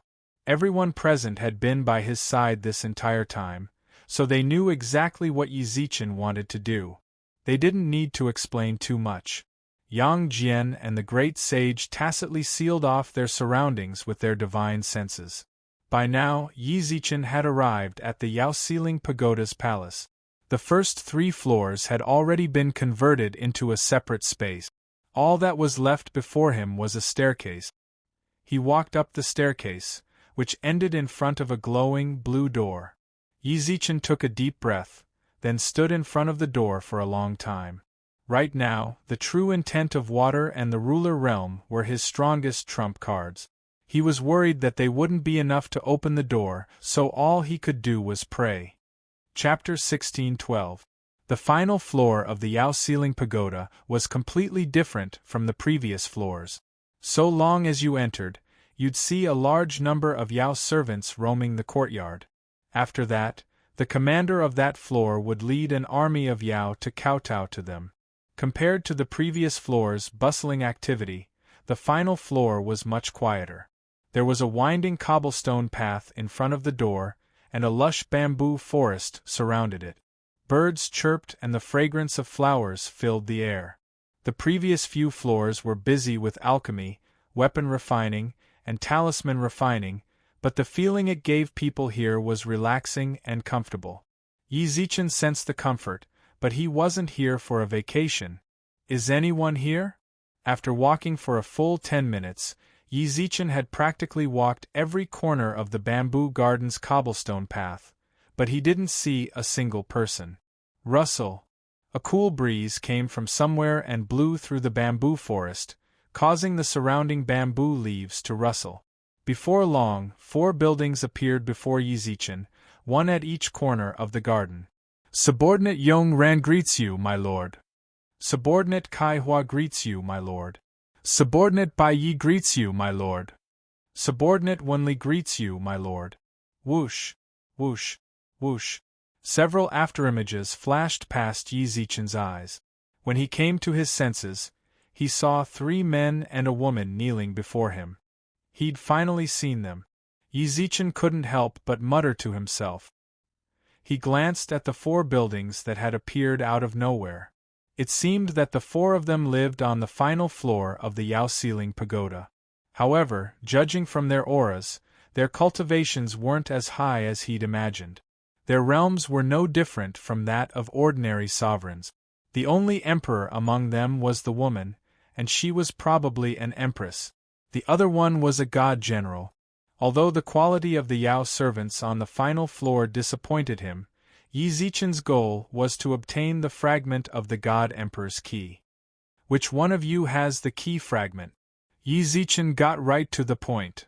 You must be joking, my lord. How could we possibly have something as precious as the God Emperor's key fragment? The only female Yao servant laughed bitterly. Yi Zichen froze. If they said that, didn't that mean, there's someone else here? Someone's here. Before Yi Zichen even finished speaking, Yi Zichen was already a stalwart man in the bamboo forest. He was around 7 feet tall, with a waist so wide that even an adult could barely wrap their arms around it.